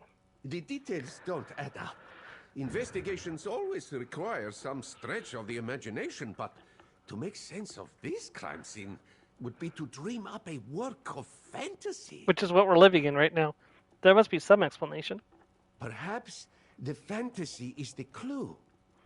Only a panicked hand could make such messy brushstrokes. Could Otho's arrival from the market have startled the suspect, leading them to block the door and escape out of the broken window? No, because they broke the window on from the outside in. I mean, I guess they could have escaped from there afterwards, but they had to have broken in from the outside. Otherwise, the pieces wouldn't be inside. Aw. I just heard her say Stormy left. So I was confused. She thought you were in her party. Aw. But then why create such an elaborate scene? A fall is simple enough. A tidy portrait. We should continue to investigate this broken window. Perhaps we can find a trail on the other side. I would never hurt Lady Weatherly. Until the investigation is complete, everyone is a suspect. Was it you, chicken? Was it you, hey? It was you, wasn't it? It's always you. Every time somebody is murdered, it's you. Don't flap your wings at me. I know you did it. Go into chicken prison, which is, a deep fryer. Daedric chicken nuggets, here we come.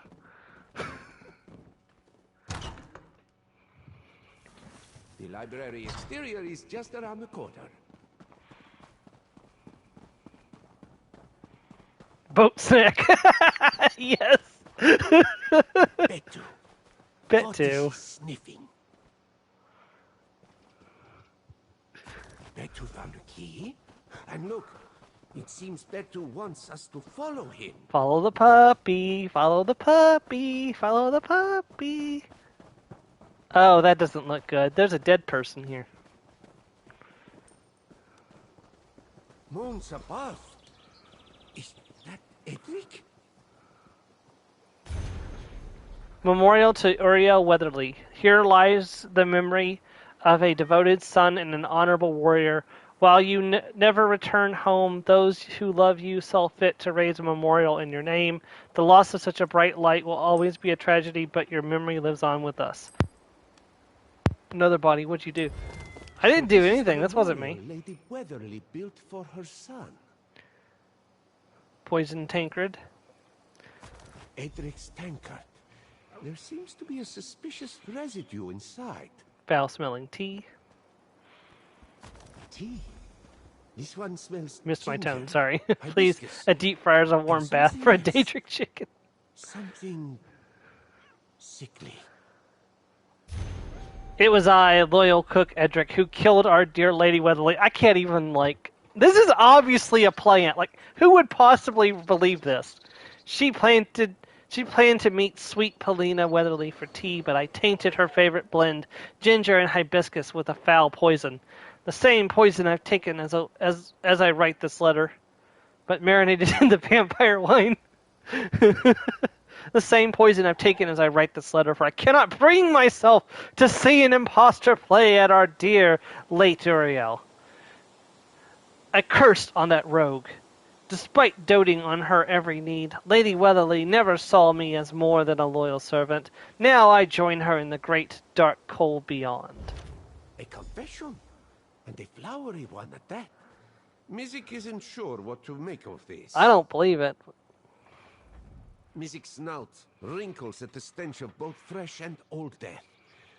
Betu led us to the memorial of the lost Uriel Weatherly, and now we find the cook freshly poisoned. Let this one see the confession letter. Here's the confession letter. Why would Edric lead us to Uriel's memorial and then kill himself? And earlier, the cook warned us of some mysterious danger. Could he have met the fate he was trying to save us from? Too many bodies and cryptic messages for this one's liking. What about the confession? The note says that Edric served Lady Weatherly poison I don't tea believe the it day either. she died, but the cook had already left the grounds. Otho confirmed that himself. And this letter says that Pelena was present for tea, but she said she was out all morning. Do you think this note is a forgery? A good question, but the memorial may be a greater clue. Lady Weatherly had gone to great lengths to find her son, but was certain of his death to raise this memorial. Our Uriel may well be an impostor, but do not give away our upper hand. So what do we know so far? We know the real Uriel went to fight in Varen's revolt, and that Lady Weatherly spent a fortune to find his body. We also know from the note in the lady's study that Pelena was against looking into his death. What of the imposter? Yes, our masquerading rogue. The cook was Sounds certain like a that he bitch. was an imposter, but what about the others? Aquilia has her suspicions, but shouldn't Pelena have known? Why hasn't she raised alarm bells and told the others? And now the cook is dead. And he was the only one who could have ended the impostor's ruse. But then there is Edric's confession. Could it be a forgery to throw us off the trail?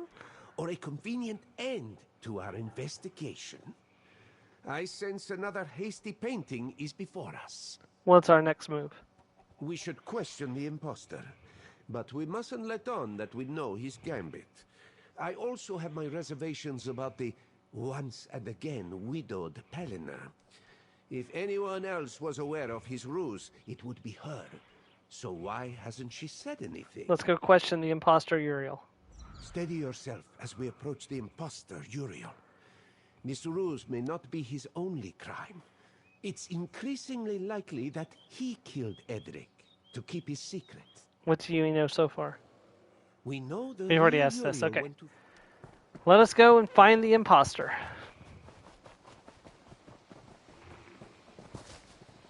Because it's her fault. Do you want me to tell you, or do you want to wait for the mystery to play out, Mars?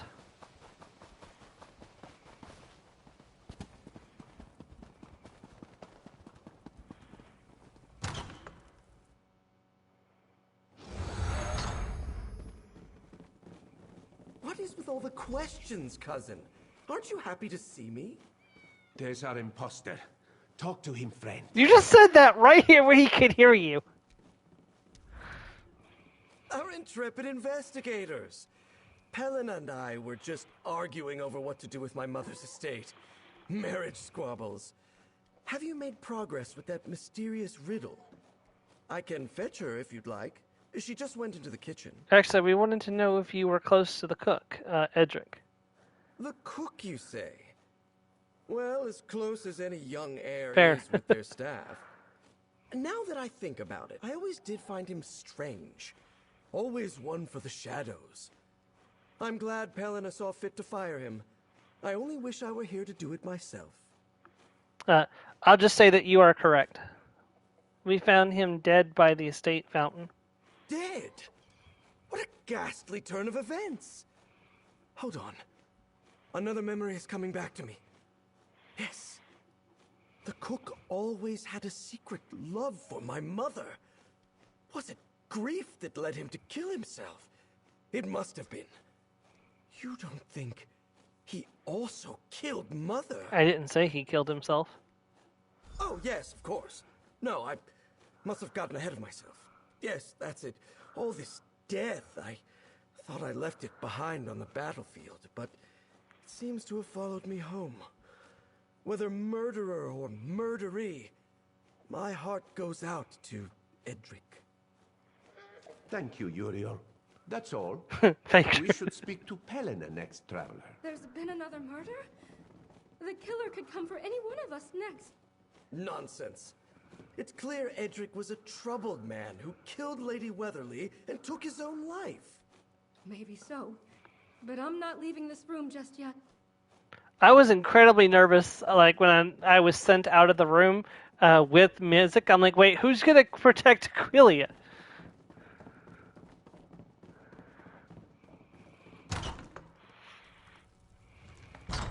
Oh, Mizik, do you have updates on your investigation?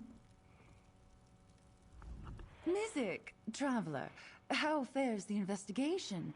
With so much still left to speculation, I've found myself wandering the grounds, trying to keep my hands busy. I hope to have things settled soon, for all our sakes. We found the cook dead in the garden with a note confessing to poisoning Lady Weatherly. Edric? A murderer? I'm astonished. I guess I was right to be suspicious of him, but now I wish I'd had him jailed when I could have. What a travesty. At least now we have some closure, and can focus on the missing fortune. Why does the confession say you were present for Lady Weatherly's death? Well, the lady and I had intended to meet that morning, but it slipped my mind. If the tea was poisoned, wouldn't that make Otho the suspect? With Edric away, he would have been the one to brew the tea for Lady Weatherly. Are you accusing Otho of aiding with the murder? I haven't the expertise, of course, to make such an accusation. But I do wonder. Otho and Edric have worked the estate for ages. Could they have felt entitled to a cut of the fortune? Useless speculation, perhaps, but the mind does wonder. Thank you, Pelena. We will investigate all lingering threads. Traveler, let's speak with the gardener next. I want to partake of this cheese board first.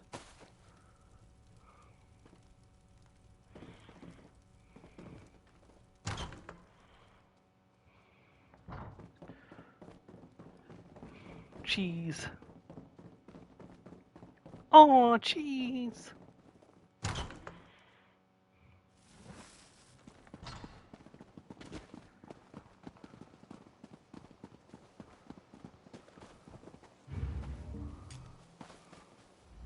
Betu seems to have run off again. It's embarrassing, really. You'd think I'd be better at keeping a handle on him, but the dog is a free spirit. How are things? Made any progress since investigating the library? Actually, we were wondering if you served Lady Weatherly tea the morning she died. It had become one of my daily duties while Edric was away. I usually try to brew her a pot before I leave for the market. Apologies for not mentioning that earlier. My daily tasks have become innumerable. Edric is dead. He left this note confessing to poisoning Lady Weatherly's tea. Edric is dead? I can't believe it. No, he'd never hurt Lady Weatherly. We were like a family. Wait, the recipe for the lady's tea is wrong. She's always found ginger to be too overwhelming. Are you sure Edric wrote this? Are you saying Edric didn't write this? He couldn't have. He'd never make a mistake like that. And he was nowhere near the tea that morning. I started a pot for Lady Weatherly, and Pelena took over brewing it before I left. Pelena was here. She said she forgot about having tea that morning. Strange. She was most definitely here. She even offered to finish brewing it. I've been so busy as of late that I accepted her offer. It's not every day Pelena lends a hand around the estate. Wait. Could Pelena have poisoned Lady Weatherly? Where does Lady Weatherly take her tea? She usually has it in her bedchambers, but the room's been locked this whole time. It seems in the commotion the key has been misplaced. It's likely her room has remained untouched since this whole tragedy began. Well, we did find a gilded key thanks to Betu. Music recalls a gilded key revealed to us by Betu. If you already found the missing key, you may be able to unlock Lady Weatherly's bedchambers. Let's go check this.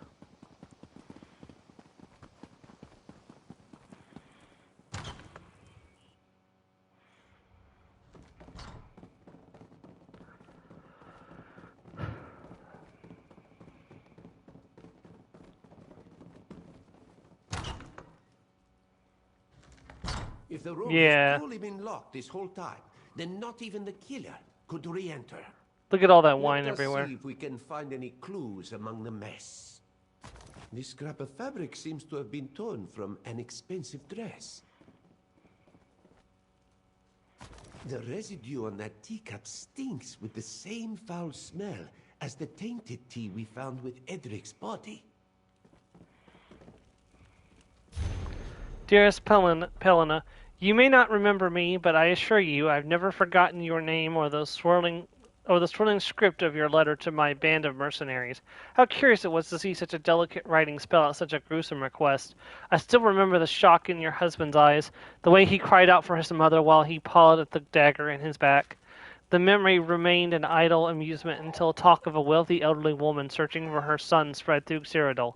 Then it struck me. Your late husband and I bore a striking resemblance. I'm sure you'll agree, but we have much discussed, dear wife. We'll have to play our parts well if you'd like to split that woman's fortune. Or I could just reveal you as a murderess that you are. You decide. Theopen Pictor. If this letter is true, then Pelena played a role in Uriel's death. And this signature. Is this the name of our resident imposter? Mizik would like to hear your thoughts on what we found. This note seems to confirm that Pelena Weatherly had her husband killed while he was away from the estate. Did Lady Weatherly read it first and confront Pelena with the truth? And what is Pelena left to do when cornered? Pelena poisoned Lady Weatherly. Indeed. Pelena may have sensed an end to her cozy life. Killing Lady Weatherly before the imposter's arrival would secure her the fortune. She couldn't have known it was hidden, and now she can't reveal the imposter without outing herself. But Lady Weatherly was found in the library. A poisoned cup of tea would bring unwanted attention to Lady Weatherly's death. Pelena's only option would have been to stage the scene. A fall from a ladder at the lady's age? Mizik can already imagine the solemn nods of acceptance. So Pelena and the imposter Theopen. They must have brokered an agreement. Ride out the storm of Lady Weatherly's death and come out the other side rich. But they've stumbled along the way thanks to a curious cook and a meddling Mizik. It's time we confront our killers. Time to do what I do best. Mizik screamed from down the hall.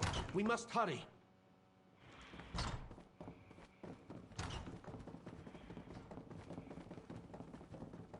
He's dead! Someone killed him! Betu? Betu, what's wrong, boy? Nobody leaves until Mizik finds out what happened. Thank the eight. Traveler, Banker I there's passed is something safe by the again. body. Quick! But it's such a high cost to our king. Mizik, I apologize for letting my fear get the best of me. I was afraid of telling you the truth would put your life at risk.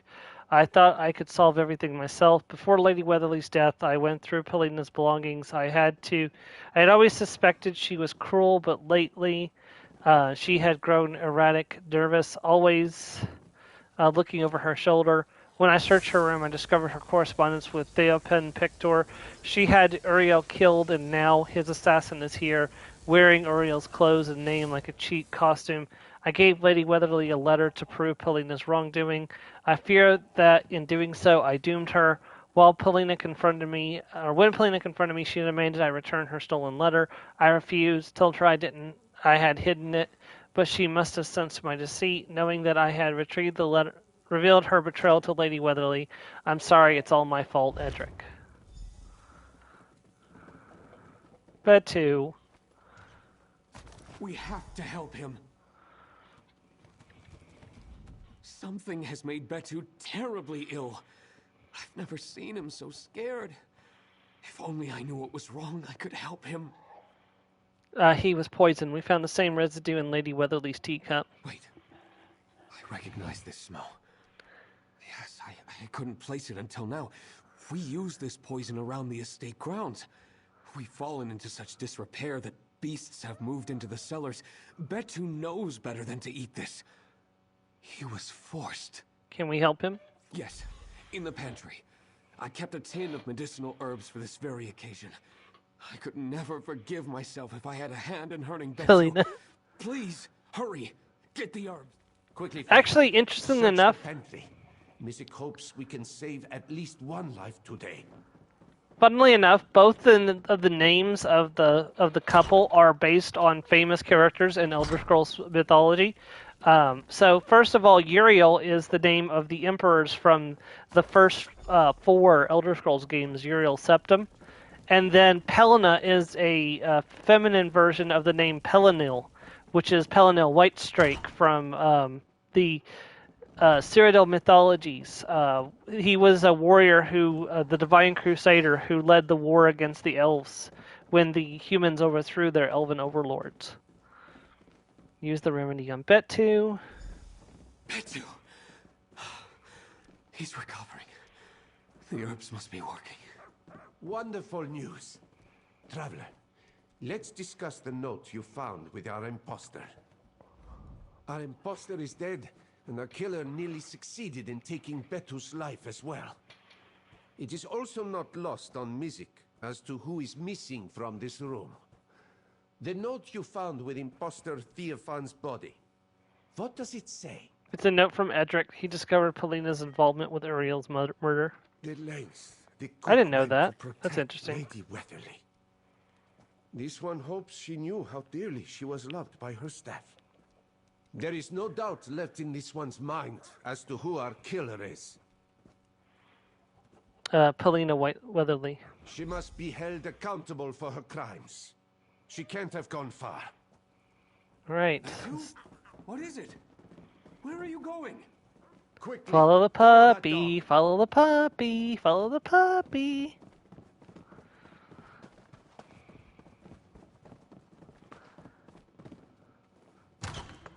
Yeah, let's go into the secret caverns below the estate.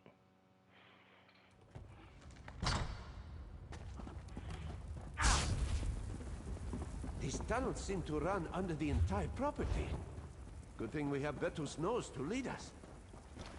Oh dear. Mizik is all right. Well, good.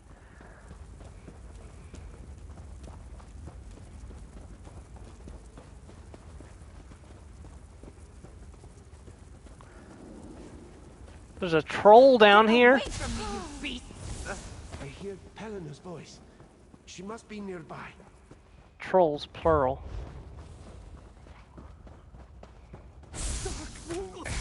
Mizik needs to stop doing that.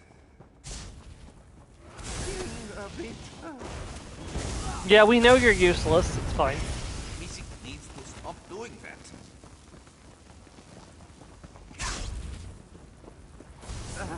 Apologies. This one is fine.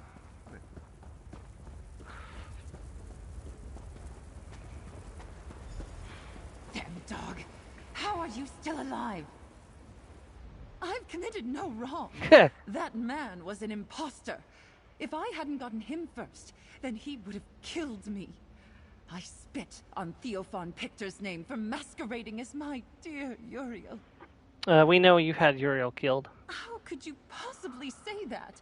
Whose inane rambling convinced you of such nonsensical drivel? Everyone is out to frame me. Theophan, Otto, even that damned Edric. It's over, Paulina. Damn this rotting Helena. estate. Everything I did, everyone I killed, I did it for my own survival. I hope it crumbles into dust just like that crone and her son. I spit on their graves. The Count of Skingrad will decide your fate. Most likely execution. You've done great. Would you hurt Betu? Because this whole family can rot for all I care. You've done great work today, Traveler. The air is heavy with death. But just like the sun, truth will come out.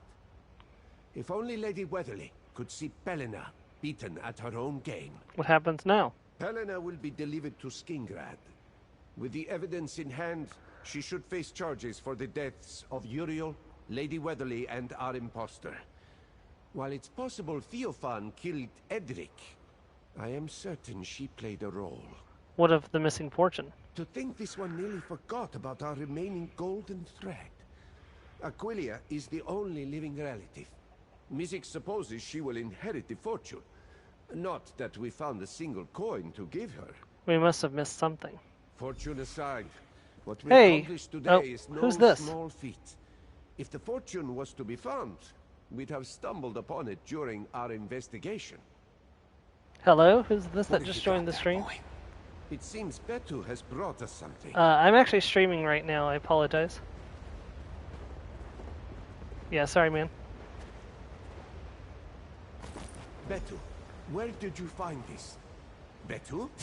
Otto, escort Pelena back to the manor. We will follow the dog.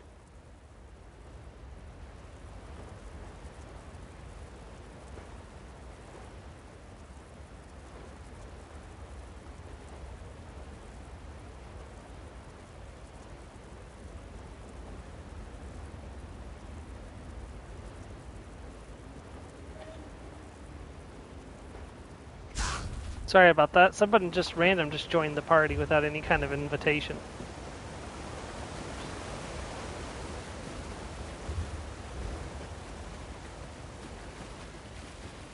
I guess I shouldn't have made it an open party, but...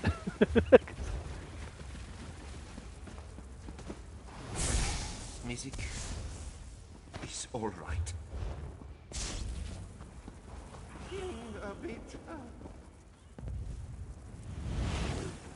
Well, here's the fortune. Missy can't believe it. Is this Lady Weatherly's missing fortune? Yep, Let us jewels. investigate. If you are reading this letter, then Betu trusted you with our hidden fortune. I had hoped that one day I'd pass these treasures on to my son, Uriel, but I learned recently that the woman I cared for like a daughter betrayed me, and so it has become necessary to hide the fortune she's clearly so hungry to acquire. But I haven't gathered all of the proof yet, but I called upon a dear friend who can help bring her crimes to light. If I don't live long enough to see her downfall, let this document serve to make my final wishes clear. My dog Betu and the staff that looked after the both of us while I retreated into my grief are to receive my remaining fortune and the estate. They are what remains of my family, and through them the memories of my dear Uriel will live on. To Edric and Otto, I thank you for making my grieving a little more comfortable. I hope this fortune helps you look after the greatest gift my son ever gave me, my dear and faithful Betu. Lady Weatherly must have left that note before her death. We should show it to Aquilia. Yep. Although, Betu's already 6 years old, who knows how much longer he'll survive. Mizik is all You're about to not be alright, there's a troll.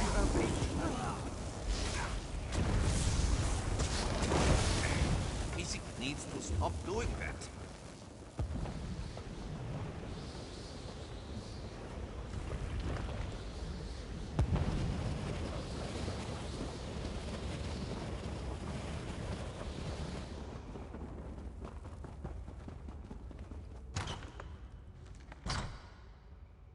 How did the old lady come down here with all the trolls and the thunderbugs and the rats and put all that stuff down there without being eaten alive?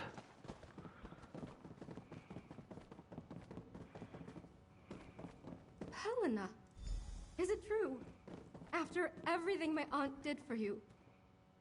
I don't owe you an explanation, Aquilia. Oh, I think you do. Demonic chicken, peck her eyes out.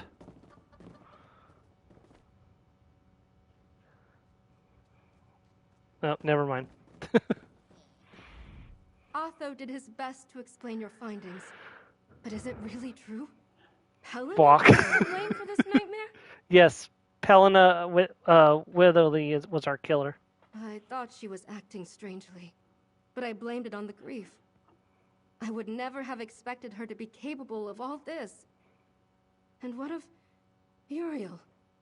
What was his role in all this? He was an imposter. He wanted a cut of the fortune after helping kill Uriel. I knew something was off about him. But to think he also played a role in killing my cousin. Lady Weatherly gave Helena a comfortable life, looked after her every need. All this death, in the pursuit of an absent fortune. Actually, we found the missing fortune along with a letter from Lady Weatherly. Betu was safeguarding the fortune this whole time? It's a strange request, leaving the remaining fortune to Betu and her staff. But I wouldn't dare go against my aunt's wishes. How sweet. Lord Betu of Weatherly. You have got to be joking. The dog. I can't believe it. There must be some mistake. There's no mistake, Otho.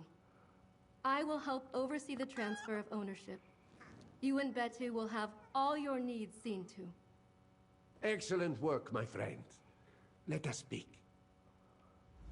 Many lives were lost, despite our best efforts. There is certainly joy to be found in our success, but this one will spend many a night wondering if there was more that could be done. Perhaps he is not as good an investigator as he thought. Lady Weatherly and her son can rest easy thanks to you. Do not downplay your role either, friend. You forget, Mizik was a bumbling mess, chasing a sneeze-inducing beast. Betu, until you arrived. You deserve a reward for your work. But know that this one is in your debt. Mizik hopes news of this case strikes fear in the heart of all criminals who think they have gotten away with their crimes. No matter how many years go by, justice is still hunting. Bumbling bandit baboons. What will you do now? Mizik will stay for a while as executor of the estate. But he cannot linger long. There are crimes that require his attention, and he must hurry before the trail goes cold. But we just solved the crime. Yes, and Mizik could not have done it without you. But resting in the shade of one's successes too long dulls the claws. We will meet again, friend, and criminals will tremble at the thunder of our boots. Mizik likes saying that part. I've always preferred cats. But you've made a good argument for dogs, Betu. This one thinks Betu likes you. Oh, well, you do seem like a very good boy. I'll be sure to order a lifetime supply of steak dinners. Betu's like, if you think you're leaving the estate, you're wrong. I think Betu's chosen his new owner. Don't worry. I'll take care of all the remaining paperwork and help get Otho and Betu on their feet. Thank you for everything you've done today. I hope my dear aunt can rest easy now. What will you do now? I'll ensure that Otho and Betu are recognized as the estate owners. From there, it's largely up to Otho. I'd imagine he'd want to hire staff and begin tending to the estate grounds again. At the very least, I'll make sure he rests. And Betu? It might sound strange, leaving an estate to a dog, but wealth can be funny like that. I once attended a masquerade in Somerset, organized by a pet cat. Everything has paled in comparison since. Betu's a good boy. I'm sure he'll adjust. See, how do you feel about this arrangement? If I'd found out when I first arrived, I may have been a little more concerned. But after seeing the way Otho dotes on Betu, and knowing how much that dog meant to my aunt, I have no qualms. This is what she wanted. The estate and its fortune are left to Betu and me? I've always thought that Lady Weatherly's generosity was unrivaled, but this... it's almost too much. I assure you, I'll see to all of Betu's needs. We're family, after all. What will you do now? I don't even know. How does one run an estate? I'll have to hire staff, of course, then get around to the gardens. It's been ages since I've done a proper pruning. Oh, it's all so much, isn't it? But I'll have Betu. He'll keep me sane. See, you really care about Betu, don't you? Of course I do.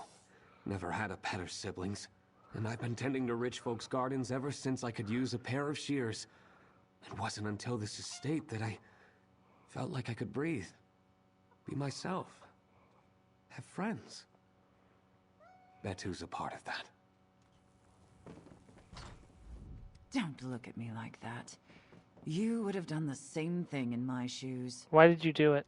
The fortune was always my goal. I was happy playing the doting wife, but when Uriel went off to battle, I got greedy. Some old and unsavory acquaintances put me in touch with an assassin, Theophan. I thought I had it all figured out. But you killed him too. The fool thought he could show up and demand half the fortune for himself. And the more you and that investigator dug, the more reckless he became. When he threatened to out me and take the entirety of the fortune, I knew I had to kill him. Now it's Betu who will receive the fortune. That wretched old woman had one last twist of the knife up her sleeve. I hope she's enjoying this from whatever corner of oblivion she's in. Damned woman never did like me. She was right, but still. Yeah. All right, well, that's the end of that quest. We're a little bit over my break time, so I'm just going to take a quick bathroom break. And when I come back, we're going to go and do the quest for Narcissus Dran, which I've already marked the equivalent location, I believe, on my map. So we'll be back in just a moment. I was tired of walking anyway.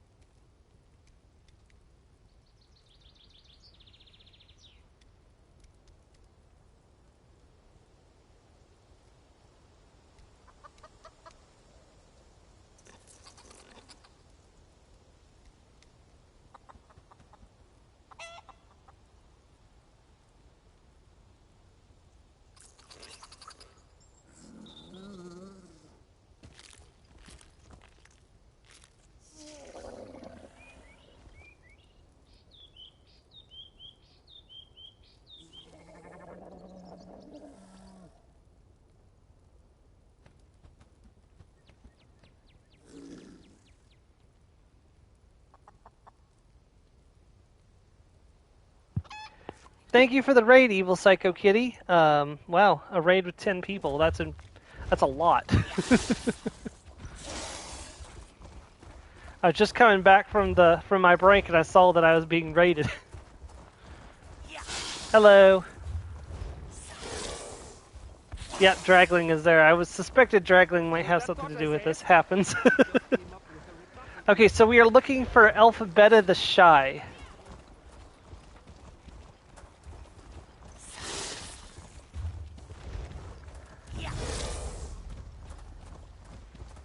She should be somewhere up in this area.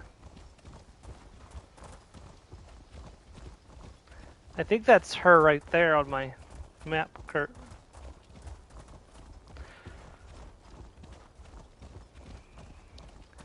There she is, Alphabeta the Shy. There's the one that made peace. It's you! Good fortune for all of us. Narcissus Dren will be most pleased if you're the one to help him. I don't think he's gonna be that pleased to see me, but why are you so concerned about his safety?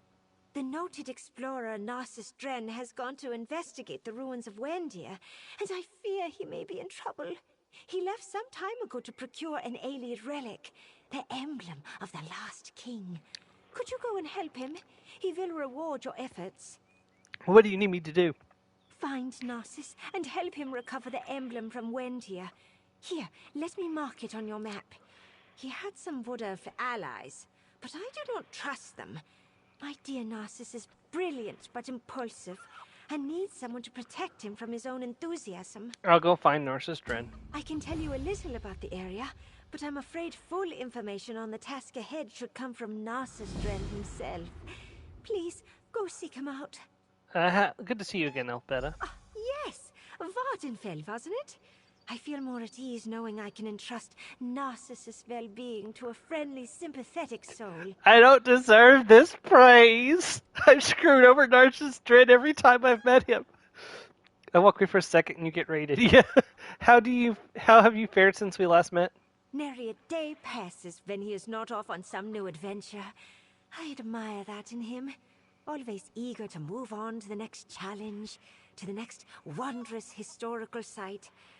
I sometimes wish he would settle down, but life with him is always exciting. He certainly keeps busy. I can tell you a little about the area, but I'm afraid full information on the task ahead should come from Narcissus Dren himself. Please, go seek him out. Tell me more about the ruins of Windar. The ancient elves that ruled before the Empire built keeps, crypts, and fortifications throughout the land. This was one of the last of them before their kingdoms fell. Now, all are in ruins, overrun by monsters and rogues. Sounds dangerous. Yes, but dear Narcissus lives for that type of adventure. That is why he needs someone to help him in his adversity, to help rein in his enthusiasm. Good thing he has you. I can tell you a little about the area. All right. Let's go find Narcissus.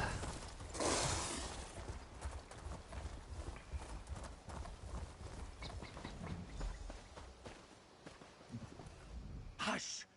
Can't you see I'm busy blending into my surroundings? Nice to see you for the first time in 4 years as well. Good to see you again, Narcissus. I heard you could use some help. Ah, yes. I remember you. Still looking for honest work, I see. No matter. I am glad to take you under my wing once more in this endeavor. I was exploring these Aelid ruins, looking for the emblem of the last king, when my associates suddenly turned on me and threw me out. They're called the Recollection. I mentioned to them that the symbol of King Dinar, last of the Aelid kings, could be found here. I never expected that they would betray me. But you're going to help me, aren't you? All right, where do we start? We must search these surface ruins for two types of things. My own irreplaceable notes, and any information of the Recollection's doings. Those wood elves must have some papers about here. Mission orders, reports, or correspondence. Tell me more about what happened here. I should never have mentioned the emblem of the last king to the Recollection. They sent a large contingent of helpers and drove me off. The emblem was part of the regalia of the last Aelid king, Lelorian Dinar. You know about King Dinar? We've met. What?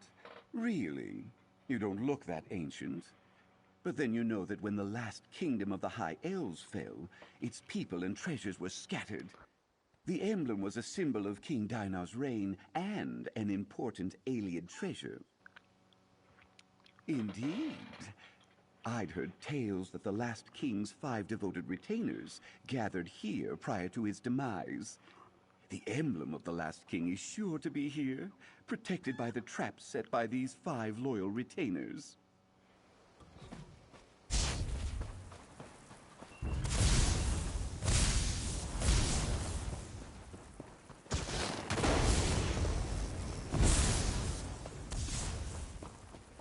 They're coming for us.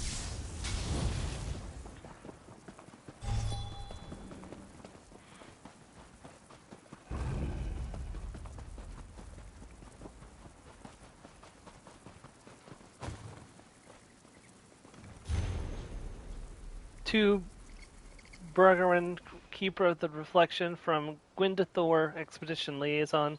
I beg to report that the work at Windar proceeds slowly. The area surrounding the ruins is inhabited by minotaurs who take a dim view of our presence here. They have gotten to the underground passage as well, and this may indicate that there are other entrances than the one we know about. We found nothing so far that indicates that the emblem of the last king or other alien relics are within. Most discoveries have been abandoned bottles of aged wine, holy water, and blood. The complex is sprawling, and there are several places where our progress is halted by some blockage or sealed gate. Exploration is further hampered by statues that come to life and attack our explorers. Deadly traps are still active after all these centuries. In particular, many of these traps emit a petrifying gas which immobilizes the target and gives them a calcified appearance, making it look like they have been turned to stone. Finally, there has been a great difficulty with our official expert. He may have some knowledge in the field, but has proved to be insufferable in his dealings with others. If he is not boring our fellow wood elves with ridiculous tales of his exploits, he is drooling over some statue inscription or broken pottery shard that we have excavated. Frankly, I do not trust him to not pocket some valuable trinkets for his own use. I humbly request that we dismiss this expert immediately, either removing him from the excavations or removing him from the branches of life. He is getting on my nerves, and if he remains, it reminds me one more time of how he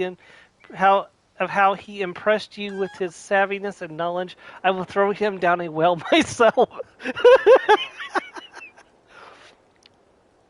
So we've actually pushed him down a well before, so. Me! After all I did for them. Fine. Be that way. Dude, I literally kicked you down a whale the first time we met. The second time we met, hey, lurk. The second time we met, I turned him into a vase.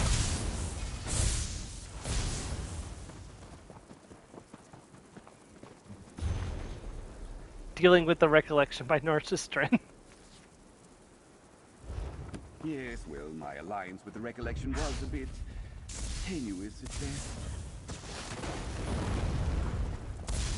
You know, maybe you shouldn't have had a book lying around calling Dealing with the Recollection while you were working with the Recollection.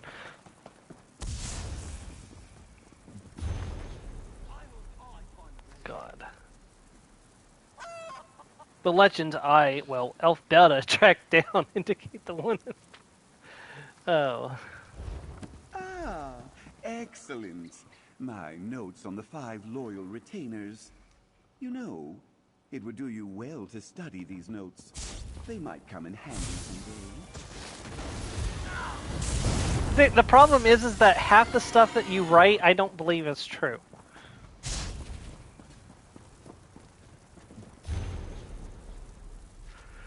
I mean, so they got some really long, they got really long notes in this deal, in this chapter.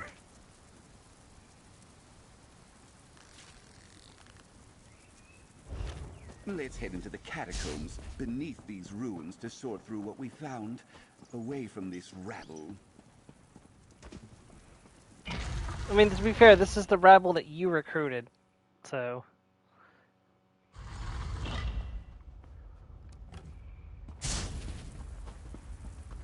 Come here, assistant. Let's take a better look at those documents. Let me see those papers we gathered. Ah, I see. The Recollection found an altar but could go no farther. Sounds magical. There's mention of finding vials of blood, some sacred water, and a bottle of ancient wine. Yes, yes, those are our keys. Do the reports mention anything else? It seems my former allies are not doing well without me. Petrification traps, locked doors, giant living statues, that peculiar altar. Typical novice stuff. Nothing that would challenge a master of his craft such as myself. Living statues? Animated stonework. Doesn't surprise me. They don't require much upkeep. But this altar, alien design, so it will need some liquid to activate it. They have the keys but have no clue how to use them. What needs to be done?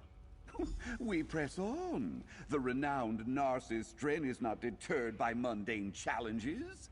Let's find this altar they mentioned, and keep your eyes out for any bottles, vials, or carafes they have excavated. I have more questions. The hunt is on, faithful assistant. With those notes, it's clear that the recollection is stymied by that altar. I, of course, know how to activate it. We'll need a vial of blood, some sacred water, and/or wine from the things they've dug up. The recollection doesn't seem to like you very much. I did say we parted ways. Surely you, as an aspiring explorer yourself, should have caught the nuance. I'm of no obligation to be forthright with the specifics of how all parties came to be here at Windir. Of course you need blood. Tell me about the recollection. The recollection is a group of wood elf cultists. The alien were their ancestors, or so they believe. And so they seek out treasures of the past. I heard they may also be trying to conquer Westweald, but I attempt to avoid politics when I can. Why would you get involved with cultists? I needed some willing hands and they were eager to help. Little did I imagine that they would desire the emblem more than I. Feel free to read my notes. Though be warned, they are not on par with the quality of my published works. Understood. The hunt is on, faithful assistant. With those notes, this is a walk in the park, a stroll through the meadows. I've diced with Daedra and fled before undead hordes. Fled before There's undead nothing hordes. Here we can't handle, and by we, I mean you. I see. Heed my sage advice, assistant, and there will be no problems at all. You might even learn something. I'll do that. The hunt is on, faithful assistant. Does anyone left doubting why I always turn him into, like, push him down a well or turn him into a vase? Had that forewarned us about them, Given would have never been petrified.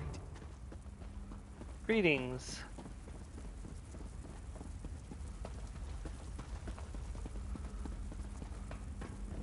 Hush, assistant. Do you see that head? Is that one of the recollection's own? Turned to stone?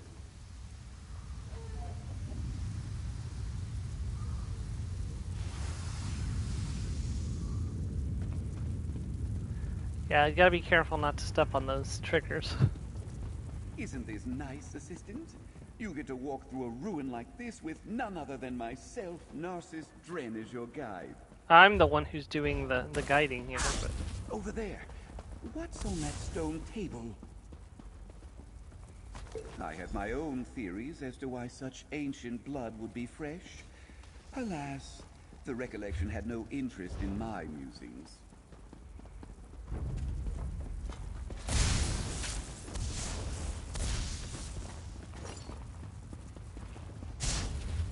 Your pleasure, I'm sure.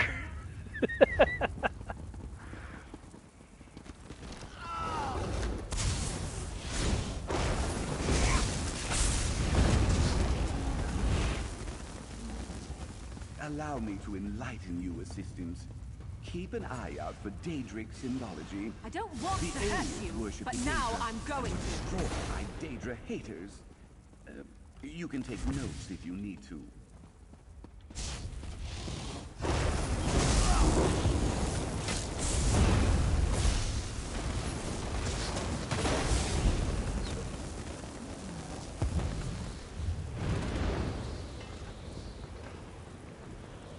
Assistant, have I ever regaled you with my research on ancestral tombs in Vardenfell? It would only take a few hours. I was there when you did that research. That was where I shoved you down the whale. No, please don't.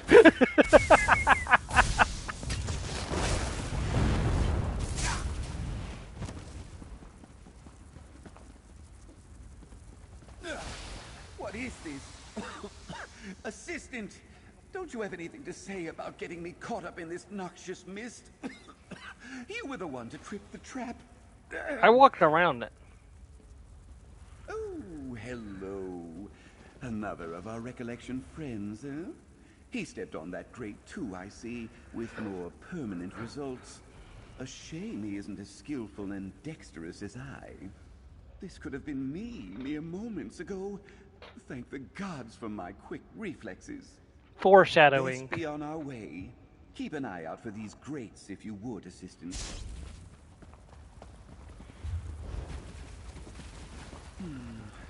Where is it now? Here we are. The sacred water, drawn from a spring in the very... Look at all this mess! Oh! The recollection has no regard for proper excavation procedures. Elf Lockhart, yes! Would be shocked by such disarray.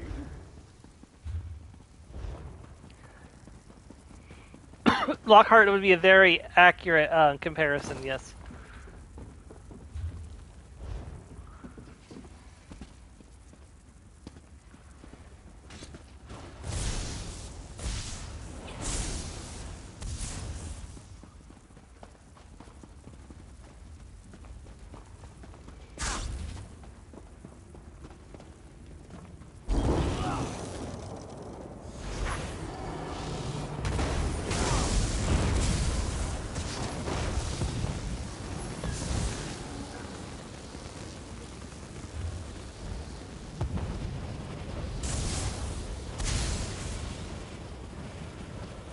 Okay, that's a dead end.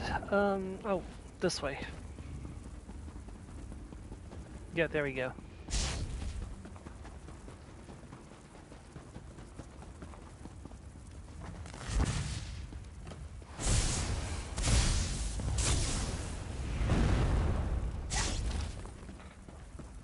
Okay, I got caught up against something. Whoops.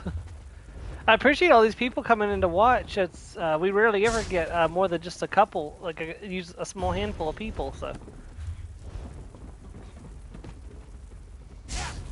and thank you for the raid, Evil Psycho Kitty.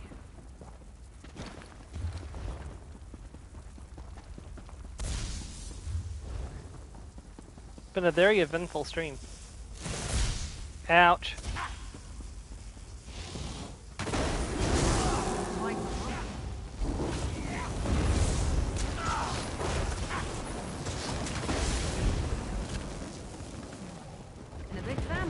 Know how to scrap.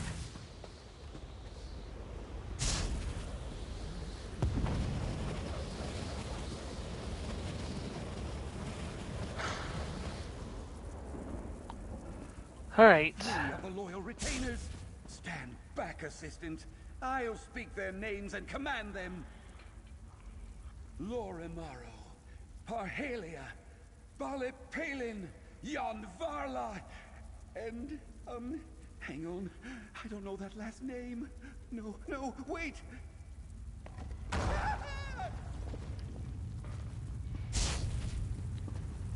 I tried, yeah.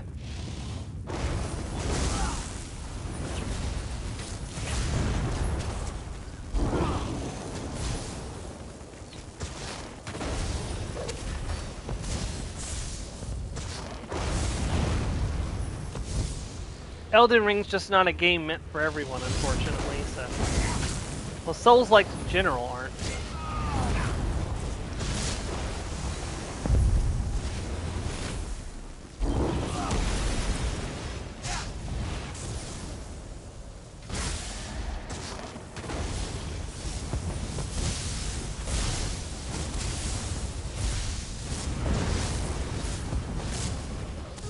There we are. Now to return to the altar. I'll go ahead and dust myself off a bit from the battle. Take the wine on your way out. We'll be needing that. The contents of this bottle, they've been partially used. Have they been drinking on the job? I don't know, he sounded really interested in possibly drinking on the job. A moment, Assistant.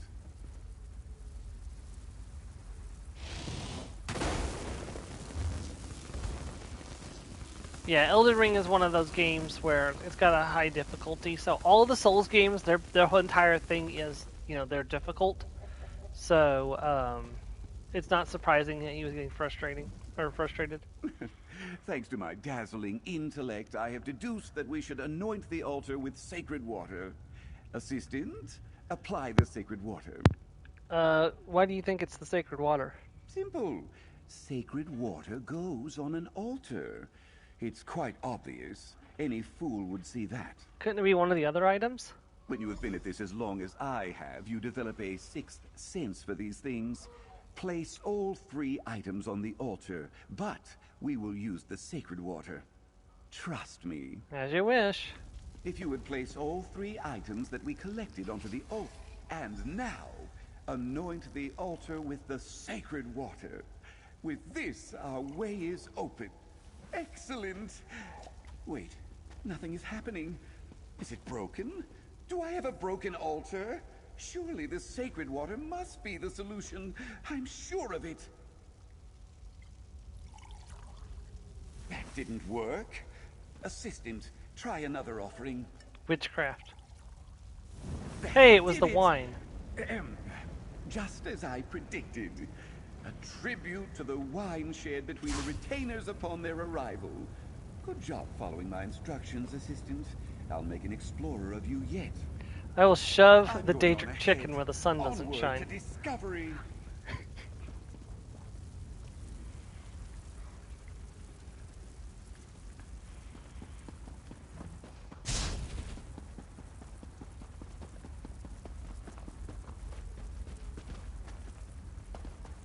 And here we are, the emblem. But it is sealed away by magic. Surely these tiles, pressed in correct sequence, will remove the warding spells on it. That carving looks important. It is I have rabbit heartstring home, turn this water into rum. I'd venture it's crucial to releasing the emblem of the last king. Have you seen something like this before? But of course.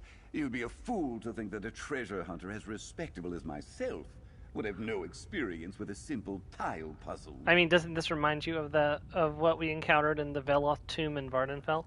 You know, it does seem quite reminiscent of that.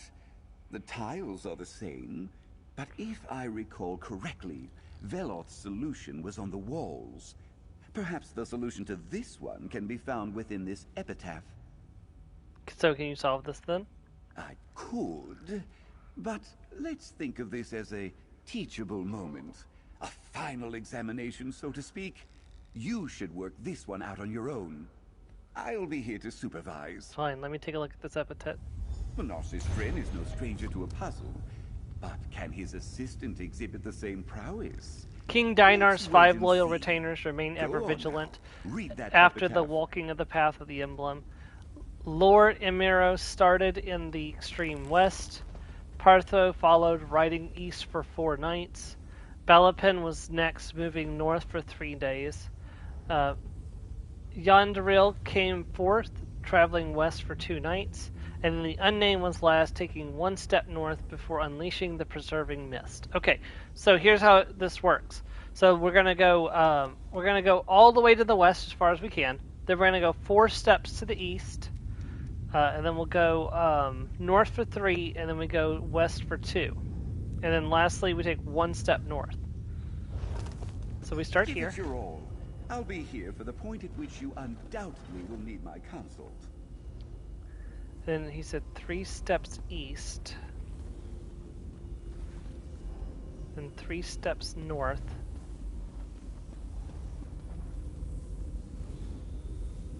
Can you remember all that? I don't think I can. So it starts with the No, not that way. Please concentrate. Okay, you start here, then you go to the extreme west, which is here. What was the next part? I'm sorry. Hold on, let me start over. Okay, started in the extreme west. So the glowing one is where we start. Then we go riding east for 4 nights. Okay, I see what I did wrong. So we start here. We'll go 1, 2, 3, 4. 1, 2, 3. There we go. Time. The path is now clear, and the emblem of the last king calls to me. Come. Look at it. It's marvelous. Floating there, just waiting to be taken. Any final notes, Assistant, before I commit history? Now, Assistant, we have found the emblem of the last king. It's been waiting so long for me to recover it. What are you doing? Step aside, Assistant. The great and wise Narcissus Dren will now seize the emblem. I intend to present it to my assistant Elfbeta at her southern camp. Yes, that sounds sufficiently thrilling. We're not going to warn him. We're just going to let him do it.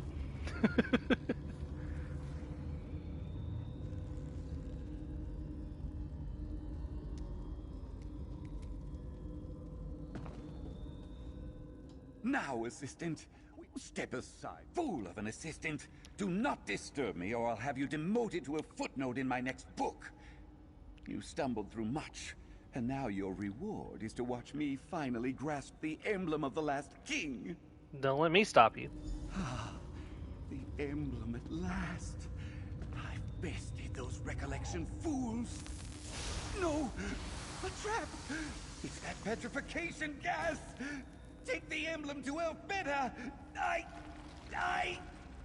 I'm a statue! He's a garden ornament! Ah!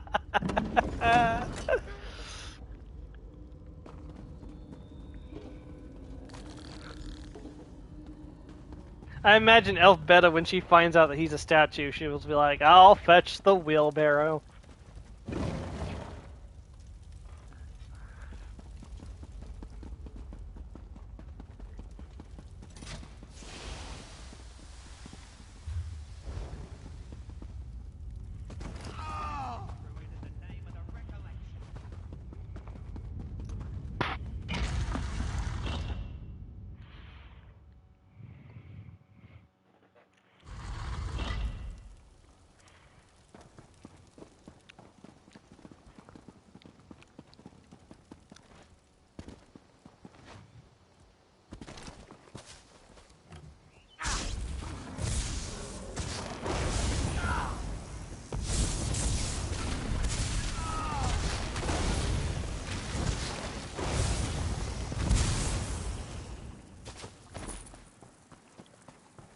Well, somebody got one of the mythic ambrosias. Those are really rare.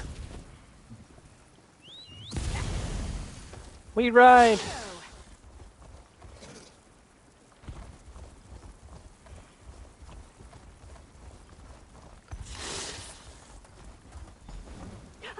There you are. I was beginning to get very delightful to see you remain in one piece. Some of my dear Narcissus collaborators do not survive the experience. Tell me, how did you fare? Here you go. The emblem of the last king is requested. Excellent. I've arranged payment for your efforts. Did Narcissus come with you? I know. Probably still taking notes for his next dissertation, I expect. Should I go after him?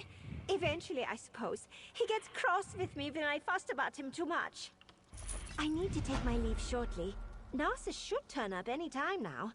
Perhaps I should go looking for him. In any event, thank you for your help. Narcissus is otherwise indisposed. He sent me ahead to deliver the emblem. Oh dear. Should I wait here? Should we go after him? I don't want him to think I believe he needs constant oversight, but he does get so wrapped up in his work. He's studying statues right now. Couldn't budge him. Hey, you should go on without him. Ever the thoughtful scholar, my Narcissus. Very well, I shall do as you say. Is there anything else I may do for you before I take my leave? It's a pleasure to work with you, Elfbeta. I need to take my leave shortly. Narcissus should turn up any time now. Perhaps I should go looking for him. In any event, thank you for your help. I feel bad for her. Like, she's just like so enamored with him, and he's such a jerk to everyone.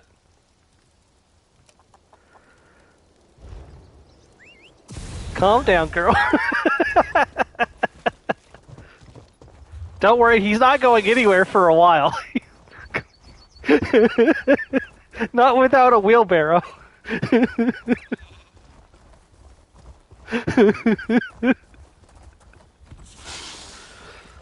But hey, it'll be easier for her to keep track of him for a while.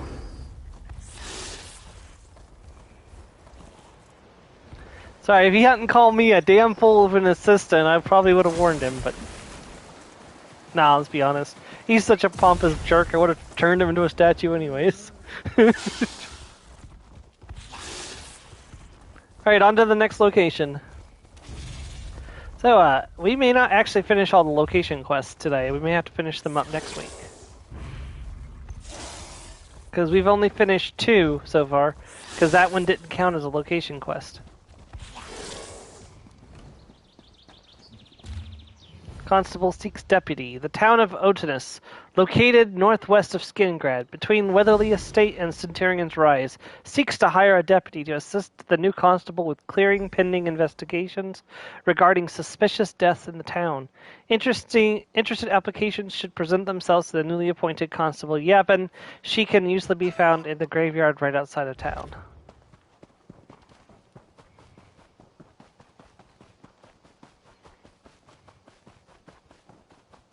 Lurking. Hey, Con. How are you today?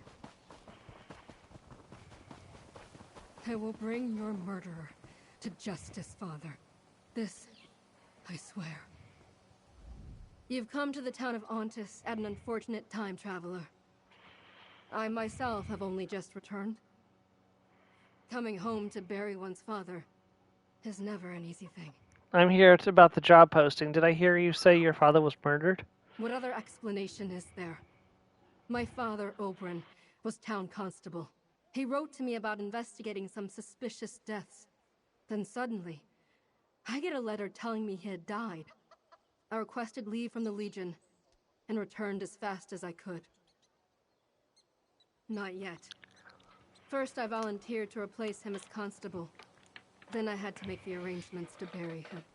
With multiple deaths to investigate, I need to hire a deputy. So what do you say, traveler? Interested in the job? I'll help you investigate the suspicious deaths. Your first task is to familiarize yourself with what's happening here. The graveyard is a good place to start. Notice the number of recent markers and the similar causes of death. Go on. We can talk again after you examine the newer grave markers. Gotta admit, the constable's very pretty. Ontis attracts workers from both the highlands Not and the graveyard. It's known for its prosperous ranch. And the quarry has made a fortune supplying Cyrodiil with stone to repair keeps on all sides of the war. As a legionary, I'm not thrilled about that. I do wonder what happened to her hand. It looks like she got cut up pretty bad. You're a legionary? I was.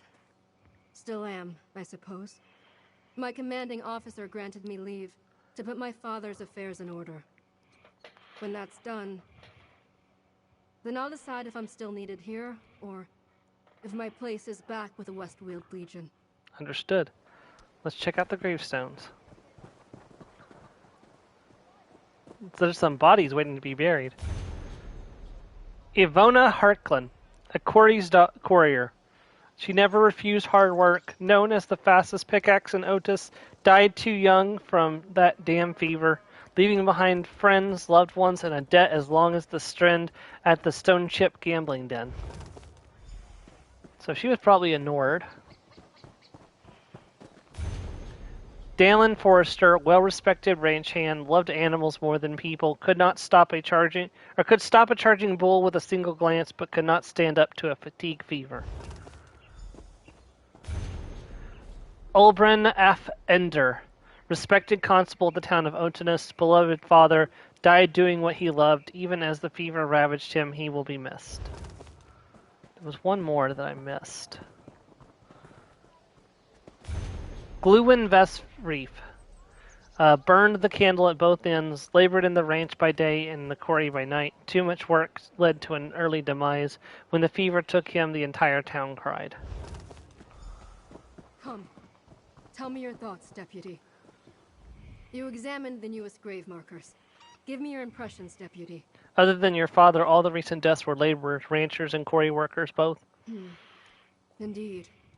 My father wrote that both the ranch and the quarry were working their laborers very hard of late. But prior to this, I never heard of a fever that strikes down strong, healthy workers in the prime of their lives. They call it fatigue fever. It's in the water. And this fatigue fever is blamed for all of these deaths, including your father? so the town leaders would have everyone believe. My father made no mention of feeling unwell in his last letter. It was dated the same day he died. He often wrote to me about his investigations, said it helped him think through all the permutations. Did his letter say anything else that could help with our investigation? Just that he was baffled. He described fatigue fever as a strange illness that was killing workers, but he had a feeling there was more involved in the deaths. He suspected foul play, and so do I. All right, enough chatter. Let's get back to it. What do you want me to do next? Talk to some of the townsfolk. They may be more willing to open up to a stranger than to me. You'd be surprised what ordinary folk pick up on when those in power fail to notice. All right, anyone in Pacific you think I should talk to? My father's letter said he was planning to question Grakuk at the Stone Chip, ranch overseer Marak, and quarry boss Larina. Let's start where he left off and talk to them. Then, check my father's office. I haven't been able to do that yet. What should I ask these townfolk about? Just see what they have to say about recent events. The deaths of their fellow workers. My father. What they think about fatigue fever. My father must have assumed they had something to tell him. We need to follow up on that. Why do you want me to check on your father's office? My father's office. My office now, I suppose. It's been unoccupied since he died. I know I need to go in there. Take stock of things, but it's hard. If you could see if anything related to our investigation stands out, I'd appreciate it. All right, let's go.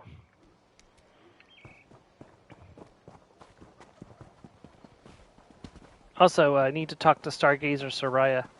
Yeah, we're right on the border with Hammerfell here, so because like right over here is Hammerfell.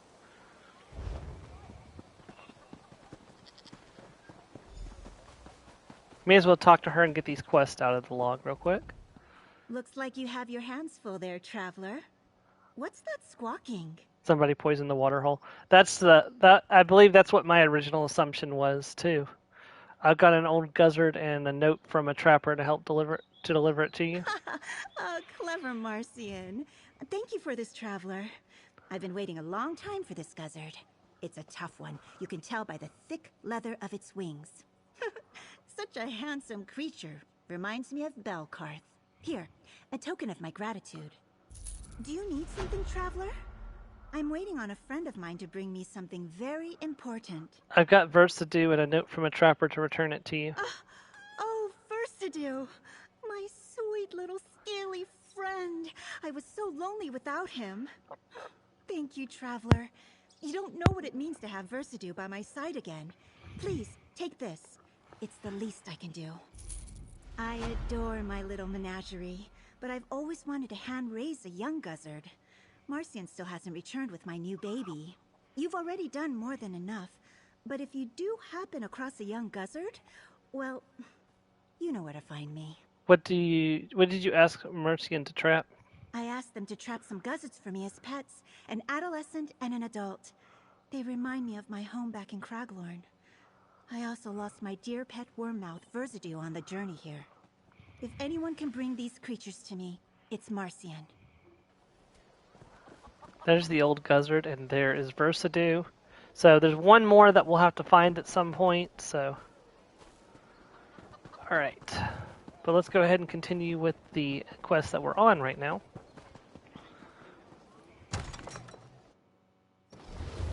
Somebody poisoned the water hole. Oh, this is the constable's office. Okay, I didn't mean to come here first, but, you know, since we're already here. There's a doggy! And he's got a steak. Oh, I can pet the doggy. Tallulah? Tallulah? Is that the dog's name? Pupper. Yeah, pepperoni and cheese. Aww. Man, this is a long journal.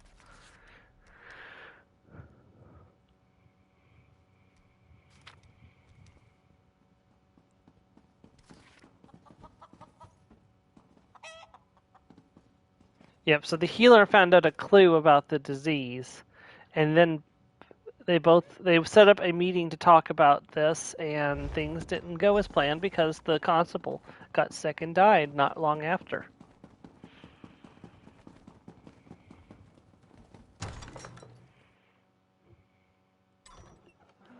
Pepperoni and cheese.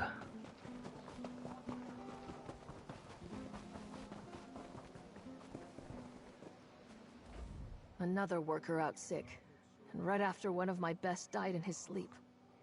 You look strong. Interested in making some coin in the quarry, stranger? I already have a job. I'm working with Constable Yebern. Can I ask you some questions? Constable Ulbrin's daughter? Look, if this is about that conversation I had with Yabrin's father, I must have been mistaken. I don't know anything about the illness, other than I've lost more quarriers lately than I can replace. You spoke with Constable Ulbrin before he died? Briefly. I thought I noticed something, but I was wrong. Besides, he died before we could talk more. Look, the illness is bad, but my remaining quarriers are more than making up for the workers we lost. Beyond that, I have nothing more to say. Tell me about the quarry. Listen, I'm just the crew boss. I hire quarriers and keep them busy. If you have questions beyond that, you need to talk to Lady Raxley. She owns the quarry and knows a lot more about what you're asking than I do. Now, I have a quarry to run.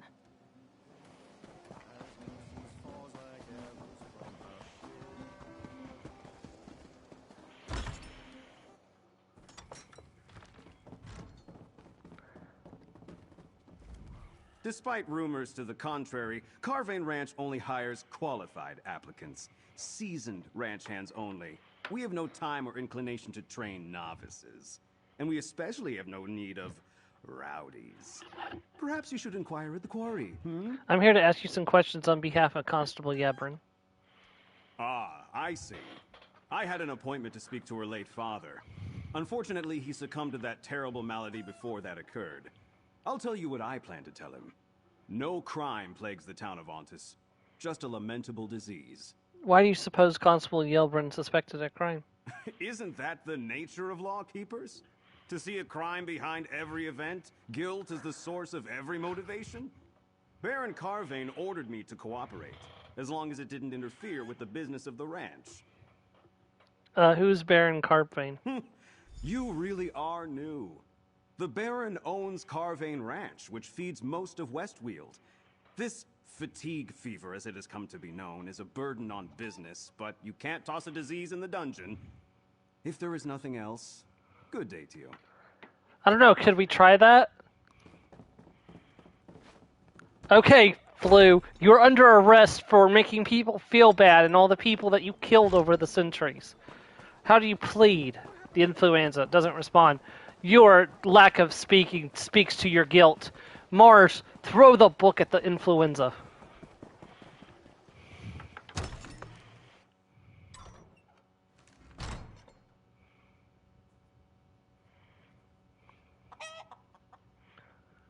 Throw.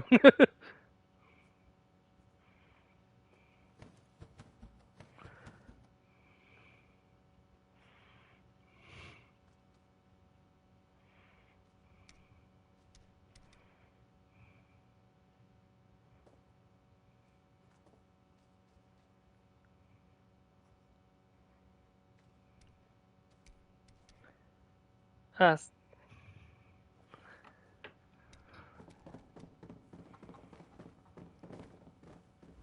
Welcome to the Stone Ship Tavern and Gambling Den, stranger. Looking for work in Ontis? Or did you come to our fine establishment because you heard we host the best games of chance this side of the Strid? I'm helping out the constable with an investigation. Can I ask you a few questions? So you're Yabrin's new deputy? Good. She could use the help. I'm not sure I could come back and dive into work after losing someone as close as Yabrin was to her father. What can I tell you, Deputy? What can you tell me about Yabrin's father? Constable Albrin was a good man. Kept the peace here. Made sure the workers, both native townsfolk and recent arrivals, got along. He was a friend. I know he was concerned about the illness spreading through town. Shame it killed him. Constable Oberon was planning to talk to you. Any idea why? We talked all the time. As I said, we were friends. He'd sometimes inquire if there was any chatter in the stone chip he needed to worry about. But the only news I can think of is that a lot of our regulars from the quarry haven't been in a while.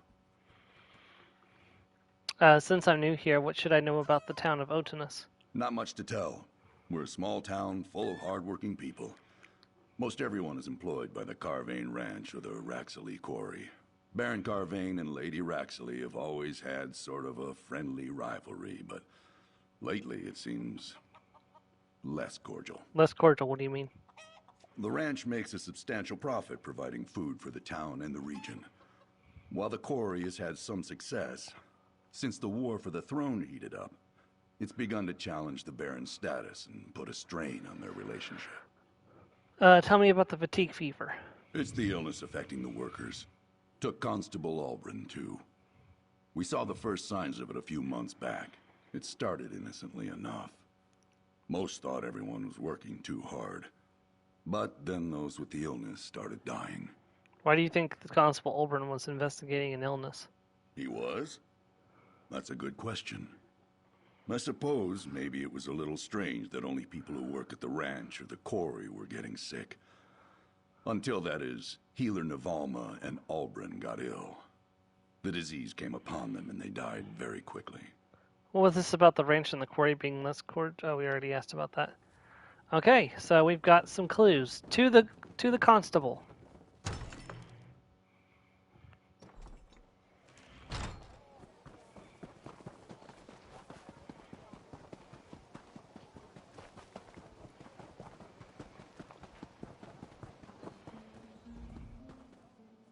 Deputy, were you able to interview the townsfolk I suggested? They confirmed the seriousness of fatigue fever, and they claim to know nothing about any crimes. I wonder what my father hoped to get out of talking to them.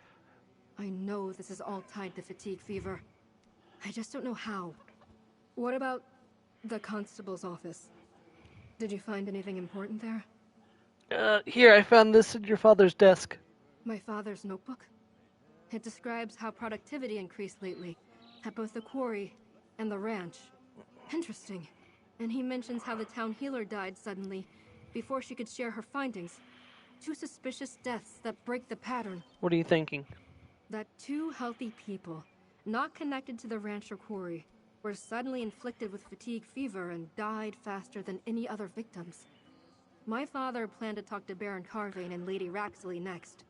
Do that, while I investigate the healer. Alright, I'll talk to the Baron and the lady.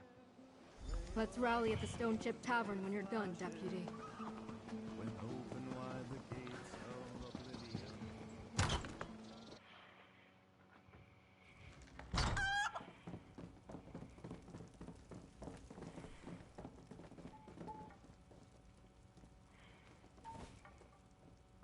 I can't talk to her while sitting down. If you're looking for work, please talk to Quarry Boss Lorena. I have more important things to do than deal with common laborers. I'm not here for a job. I'm assisting Constable Yabrin with an investigation. Yabrin's back? I assumed she was fighting in Cyrodiil, or guarding the Count's precious bear. If this is about Oberon's suspicions, I'll tell you what I told the healer. My quarriers enjoy the rewards that come with hard work. Illness is not an issue. Constable Oberon's notebook indicated that he was planning to talk to you. Did it? I don't recall any standing appointments. The constable always treated me with the respect I deserve.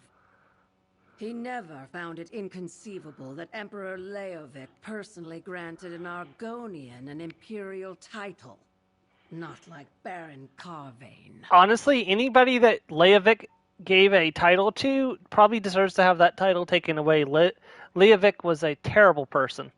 So your business hasn't suffered due to fatigue fever? My business is none of your concern. We struggled in the past, and were almost forced to sell to Carvane, but we turned things around. All it took was a war, a demand for stone, and for our quarriers to work a little harder. Now, please leave. You know, you may be a fellow lizard, but that won't stop me from bringing you to justice if I have to.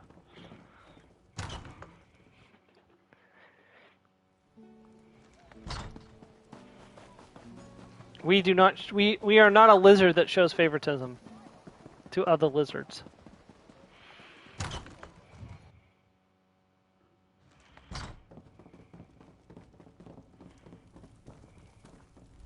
The Carvane Ranch does not sell to individual buyers. This is not a general store. Might I suggest the market's in Skingrad? Or perhaps you can purchase a meal at the Stone Chip Tavern. I'm not here to buy food. I'm assisting Constable Yebron with an investigation. Glad to hear that young Yabron has gotten right to work. Her father would be proud. But I am uncertain as to what I can tell you that would help advance her investigation. What exactly is she investigating, by the way? We're looking into the deaths related to fatigue fever. I didn't realize that sickness and illness were now the purview of the town constable.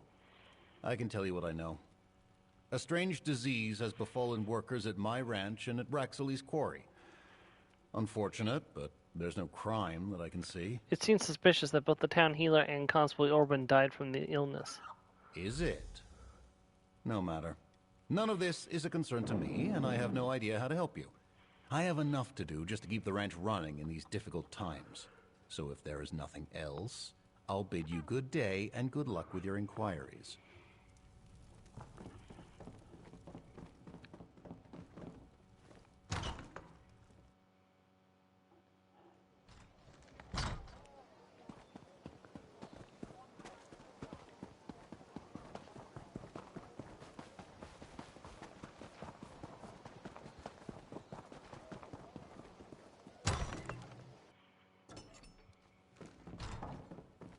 Deputy, over here.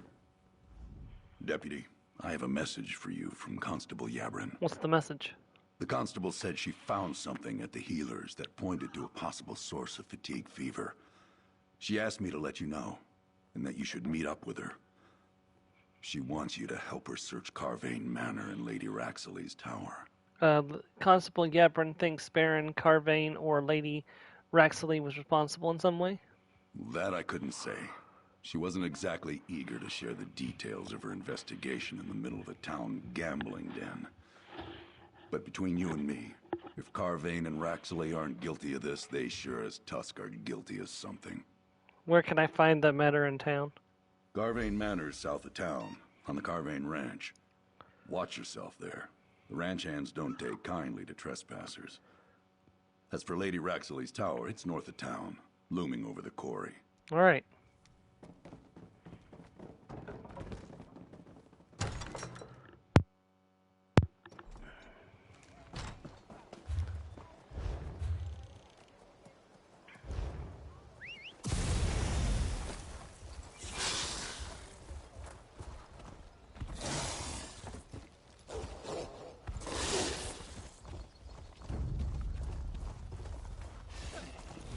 Wait, what?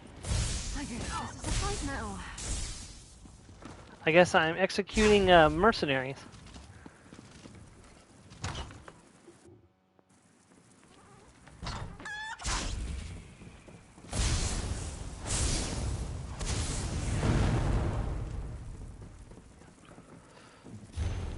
Baron C. Our favorite alchemist discovered a substance in the newly dug section of the quarry that could solve our productivity issues. If you're willing to set aside our usual animosity, come to my office. I believe you will be very interested in my proposal, Lady R.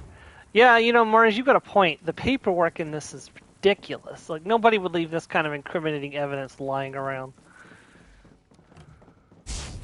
Especially not if they have a fireplace they can just throw it into.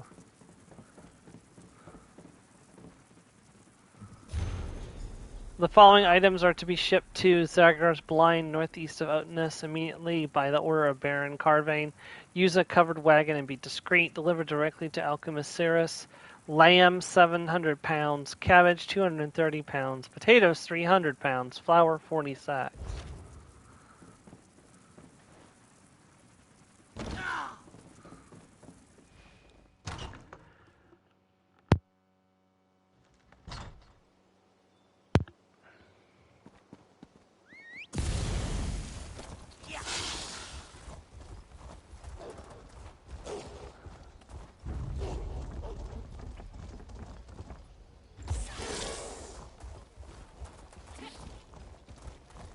Follow me if you can.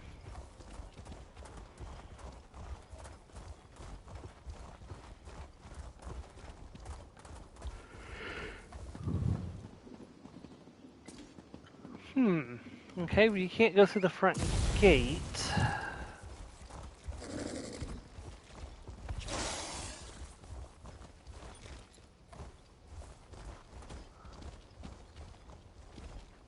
Okay, that didn't work. I'm gonna try that one more time.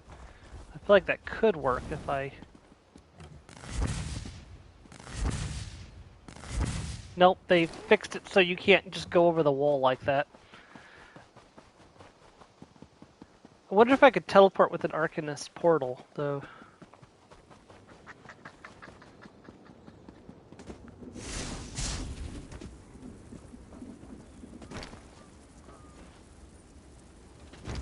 I hope you're watching.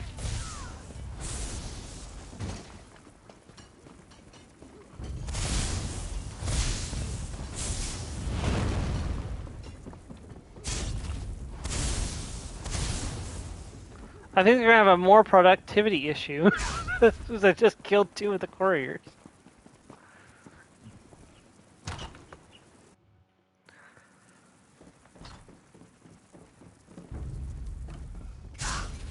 Yeah, I don't think you were supposed to be sitting in the big fancy chair.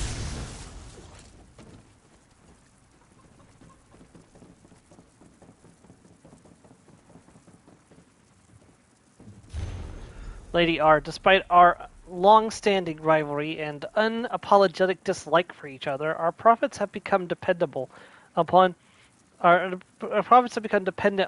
one another as of late. Healer Navima has become an increasing problem as she continues to examine and treat our workers. We may need to do something about that before too long. And now it seems that the Constable Oberon has started to look into our business. That I cannot abide. Warn Alchemist Service to make sure there is nothing to find at Ziggurat's Blind. I also suggested you heed my advice and make use of the Dark Company mercenaries. They are quite good at what they do. Baron C. Yeah, seriously, like the paper trail is kind of ridiculous. I guess this is a fight now. What fight?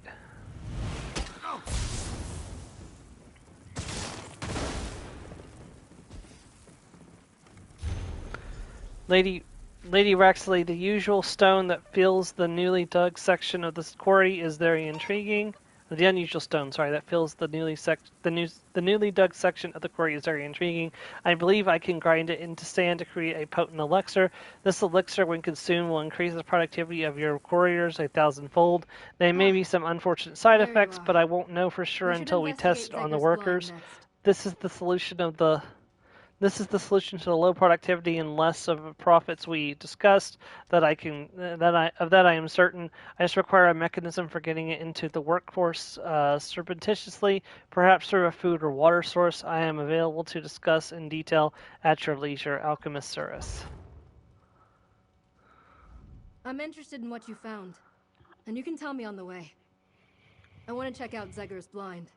I heard more than one of the hired mercenaries mention the name as I made my way to find you. It's just to the northeast of the town. All right, let's roll.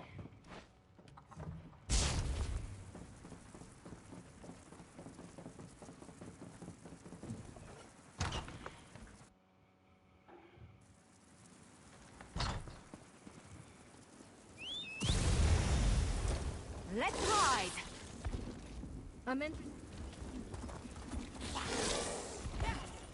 I'm interested in what you... Okay. Good luck on yours on the stairs, Mark. We've got about 29 minutes left in the stream, so and then of course at 3 will be Joe and me playing Baldur's Gate 3 as long as plans haven't changed.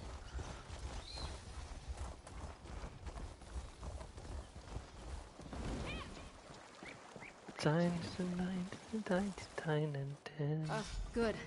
You found it. Place used to be crawling with goblins. Let's see what's in here now. Looks like it's people.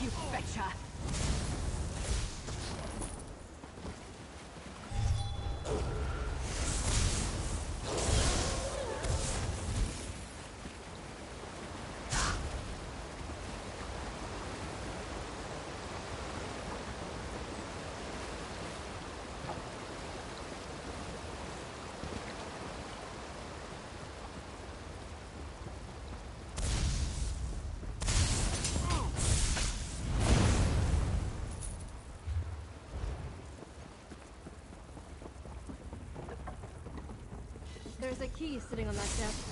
Take it, and see if it unlocks any of the drawers.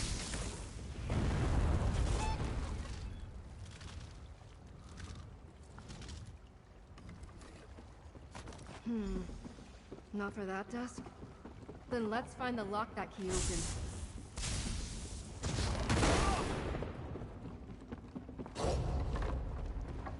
Over there. Try the key in that desk.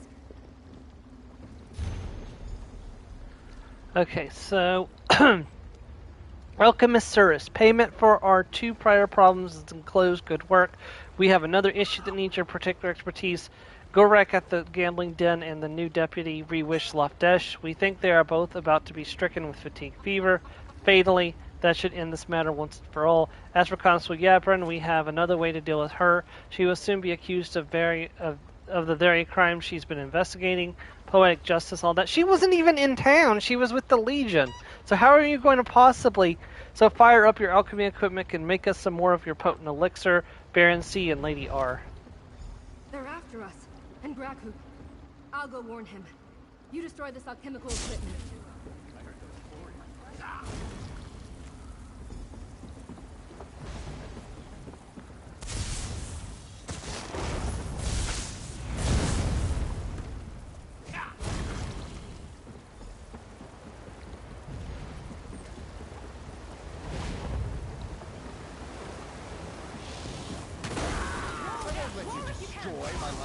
Serve me.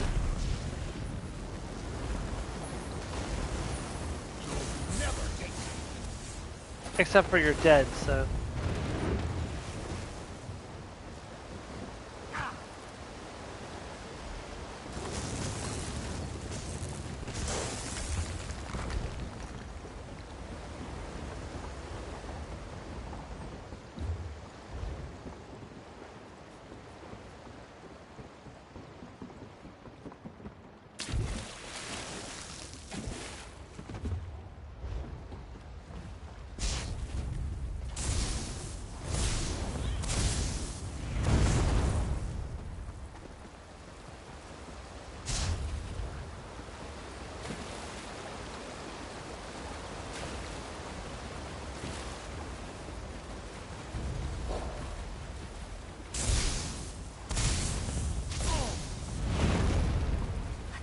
Good at this.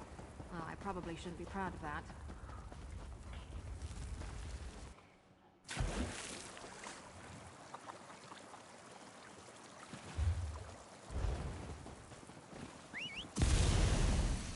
Off we go.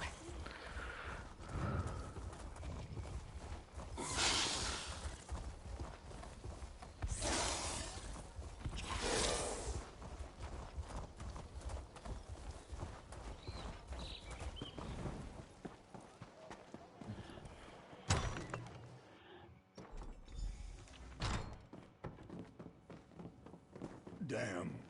Mercenaries got the drop on me. Constable Yabrin. They busted in right after she arrived. Mercenaries by the looks of them. I tried to help, but I'm not the fighter I used to be. They took Yabrin. Do you know where they took the constable? They made a point of shouting so everyone could hear. Fatigue fever is your fault, you and your crooked father. I know that's not true. They want to blame her. Said they were taking her to the Antas Reservoir. North, near the river. Stay with me. He's gone.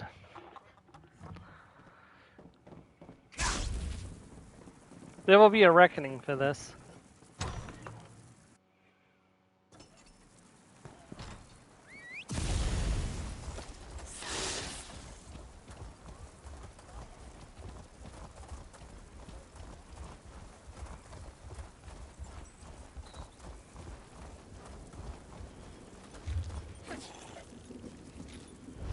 Go through the, through the quarry.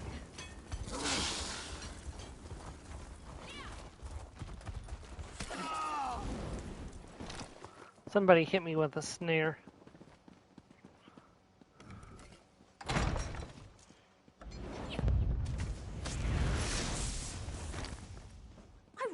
really don't like your odds. Agree to sign the confession, Yabrin. My patience won't last forever. Over here. Get me out of these bonds. Give me that. I'll sign her damn name. In case you haven't noticed, we've got company. The deputy. Mercenaries, kill them and dump the elixir into the reservoir. Come, Rexley. We need to get out of here. Deputy, you stop the mercenaries. I'll go after Carvain and Rexley. Okay. Let's get this over with. I never did like Norfolk.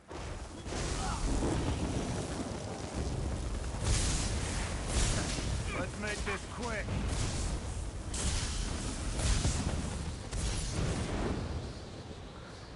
It was quick, all right, just not the kind of quick that you probably wanted it to be.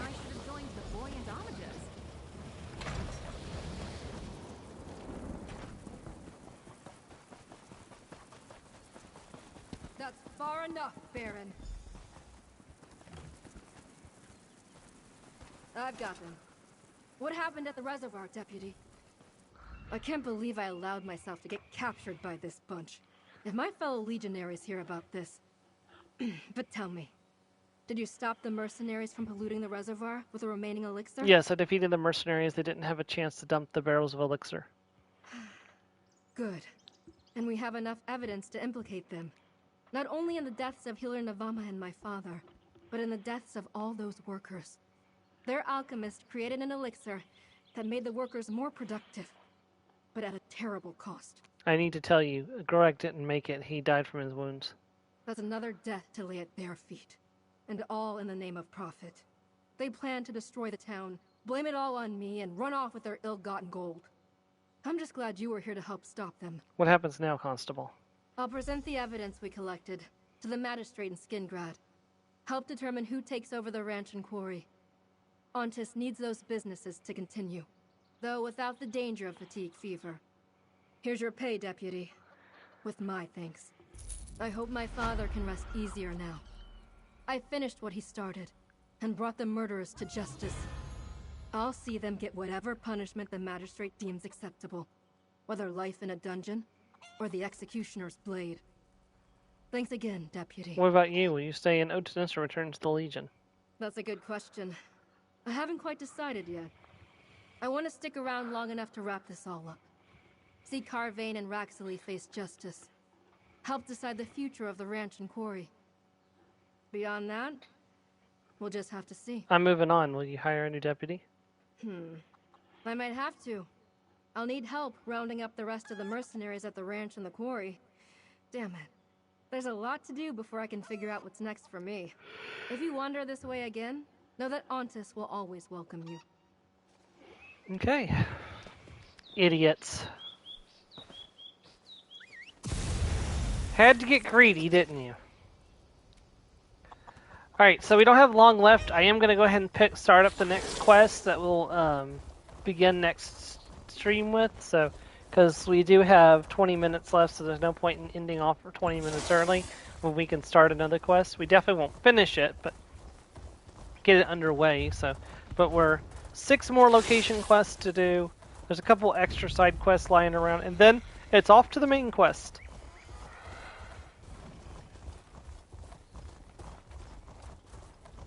Which should take about 2 or possibly 3 streams to clean up, so.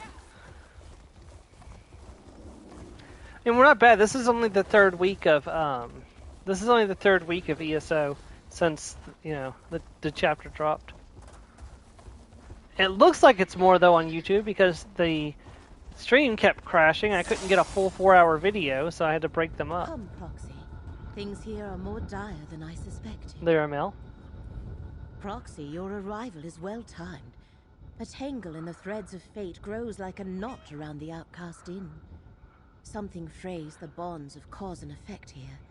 If they snap, the results would be catastrophic. What's causing these tangles, Laramel?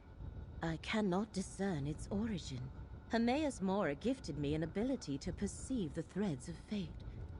This tangle painfully overwhelms that very gift whenever I try to approach the inn.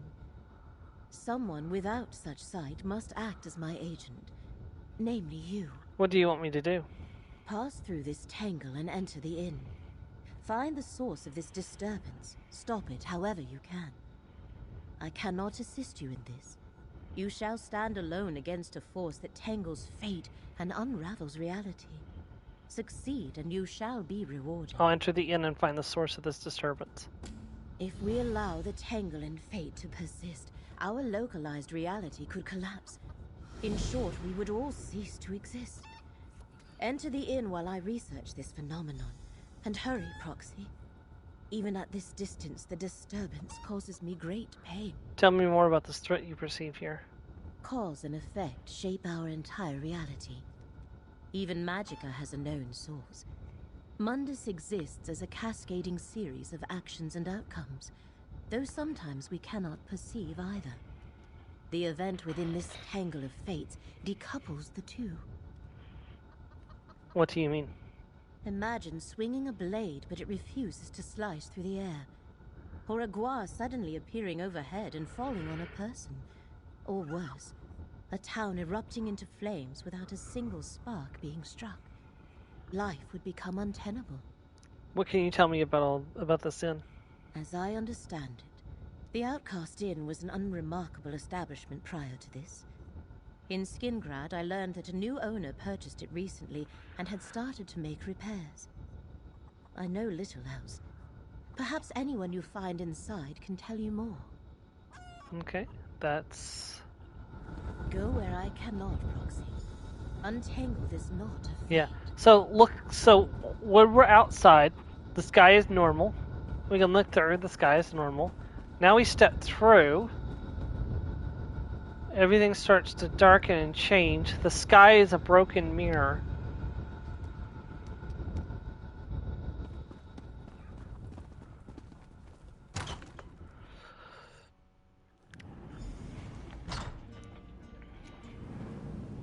Another apparition?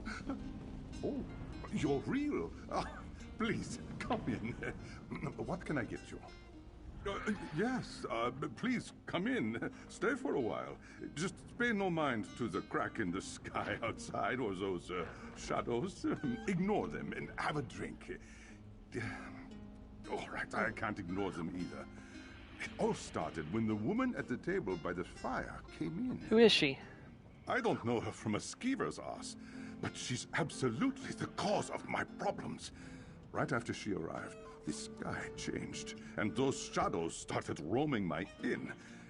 Then she sat by the fire without a word. She hasn't made any request? Not a one. But a good innkeep can guess what a customer needs. And she needs a drink. Something to wake her up. A Skyrim sunrise. I can't leave my patrons with these shadows, though. Could you go to the well and fetch some water? You'll drink free. I'll go get water from the well for you. The well's out back in the courtyard. Bring me a bucket of water, and I'll mix up a Skyrim sunrise. That should get her talking. Then I can ask her to move along and take this strangeness with her. She's scaring my customers. Did you try asking her to leave?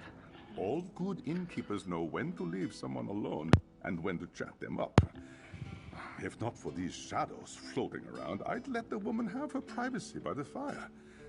Also, there's something about her that frightens me. Why did you call them shadows? Can't think of a better word. They're not people, just sort of disturbingly people-shaped.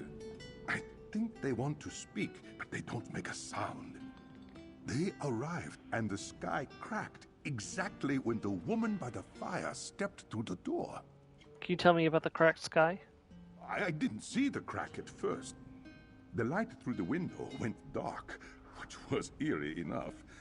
When I poked my head out to look at the sky, there it was.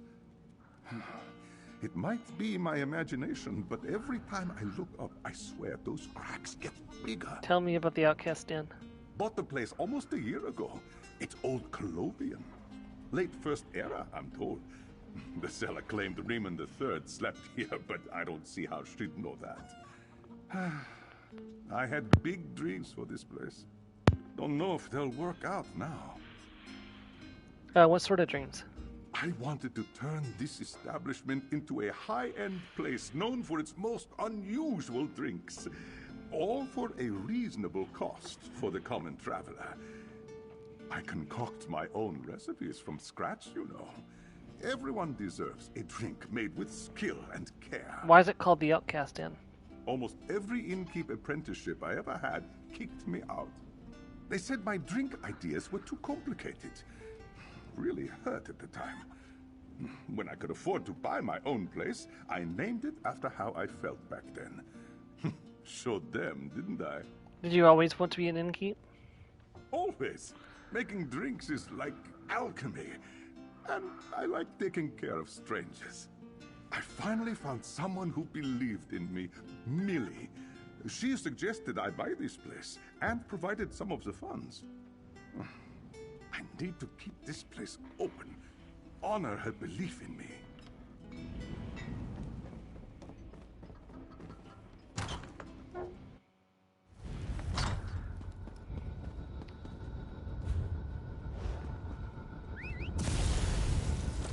Let's ride. Just gonna ride around real quick to the other side.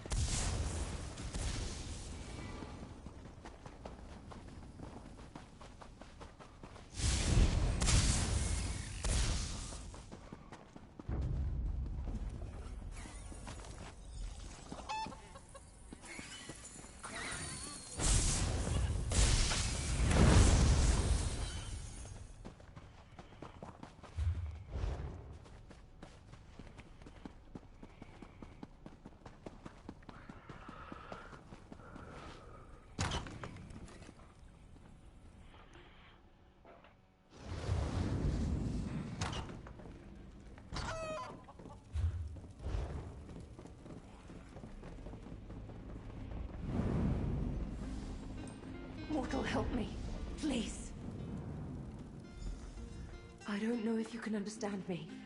My mind is a storm of images and voices and memories. I can see every reality all at once. The many paths. But my grip on this realm keeps slipping. But you... I see that you are real. And behold, the secret Daedric prince that was hidden away by Hermaeus Mora, Aithleia, the mistress of the past, she who saw and wept. My name is Athelia. Athelia, sorry. I am what mortals call a Daedric prince. My power. I feel myself losing control. These echoes, I summoned them, but I did not mean to. The inn. It drew me here, called to me. I need something it can provide. What are the many paths? Possibilities. Probabilities, places where fate takes a different course. Some lead to here, others to there. And a few they lead to... elsewhere. But this place, it has something I need.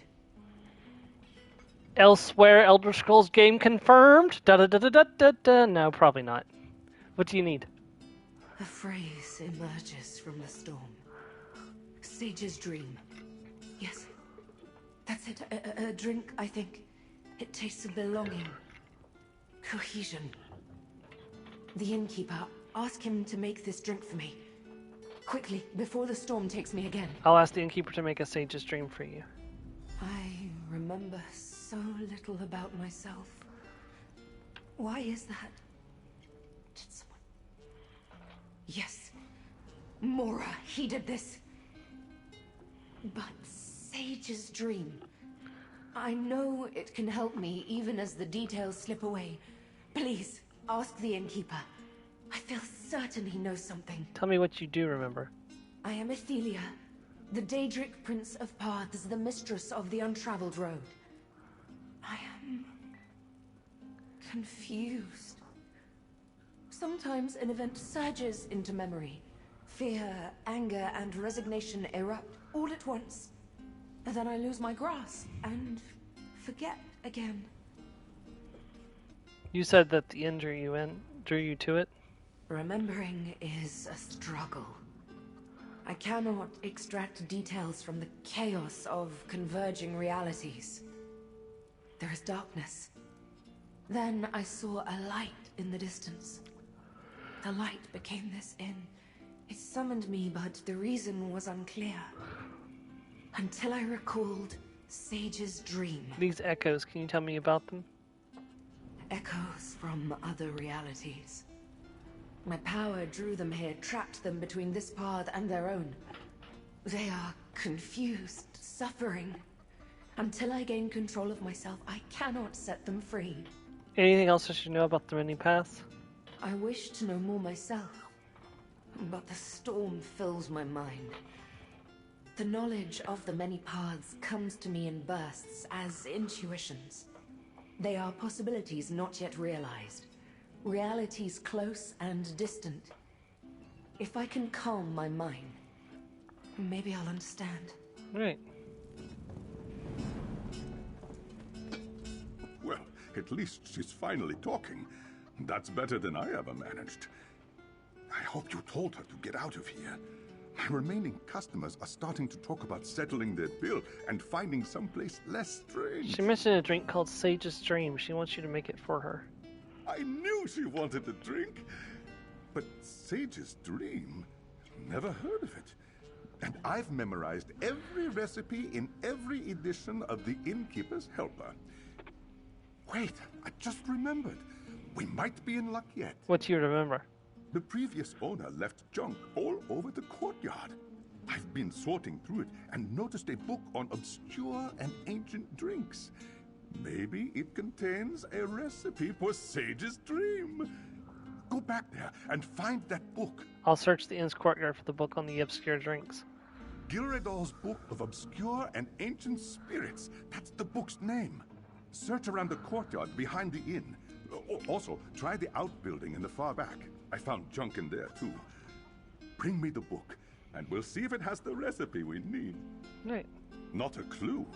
Innkeepers get plenty of requests they don't understand. Our job isn't to ask questions. We're here to listen and help customers relax and forget their problems. Though, maybe that's different for this patron. How do you mean different? Strong drink fogs the mind, right? Makes some pains less sharp. But doesn't her mind seem clouded already? Maybe even stormy? I think she wants a drink that will provide her with some clarity. You are correct there, friend. Not that door.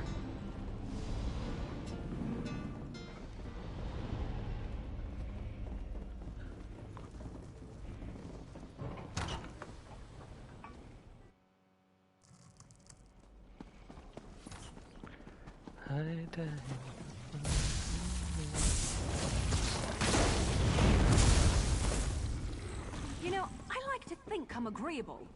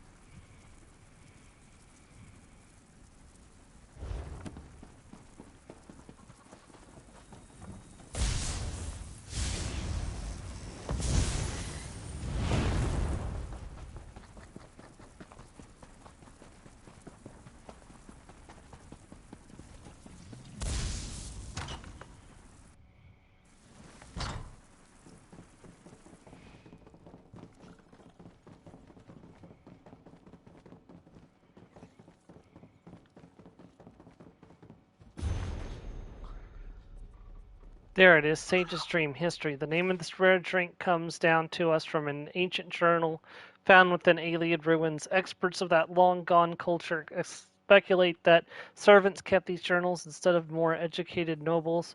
While surprising, this makes sense when one surveys the contents. Quickly scribbled dinner requests from lords, sketched dinner table layouts, and ideas for new beverages can all be found within their pages.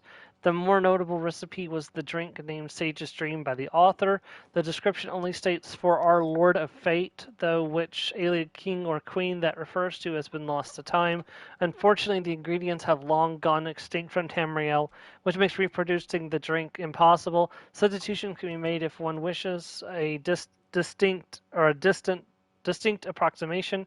The journal describes the drink's taste as sharp on the tongue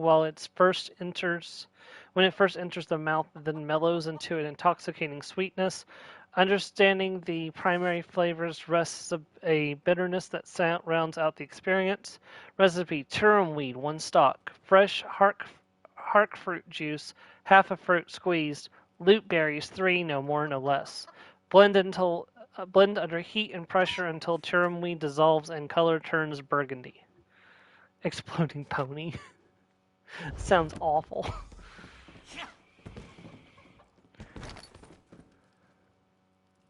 Mirror worm. What's a mirror worm doing here?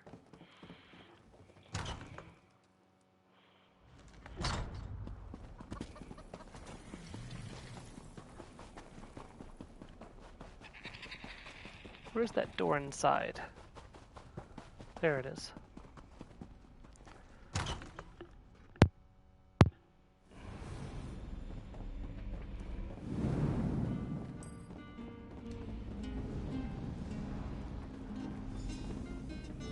She hasn't moved once since you left. I tried talking to her, but she only muttered quietly to herself. I'd almost feel bad for her if I wasn't losing sales. Oh, did you find that book on obscure drinks? Yes, I did. It describes a drink made by Iliads called the Sage's Dream. An Iliad drink? Odd. This inn was built on Iliad ruins. Just a coincidence.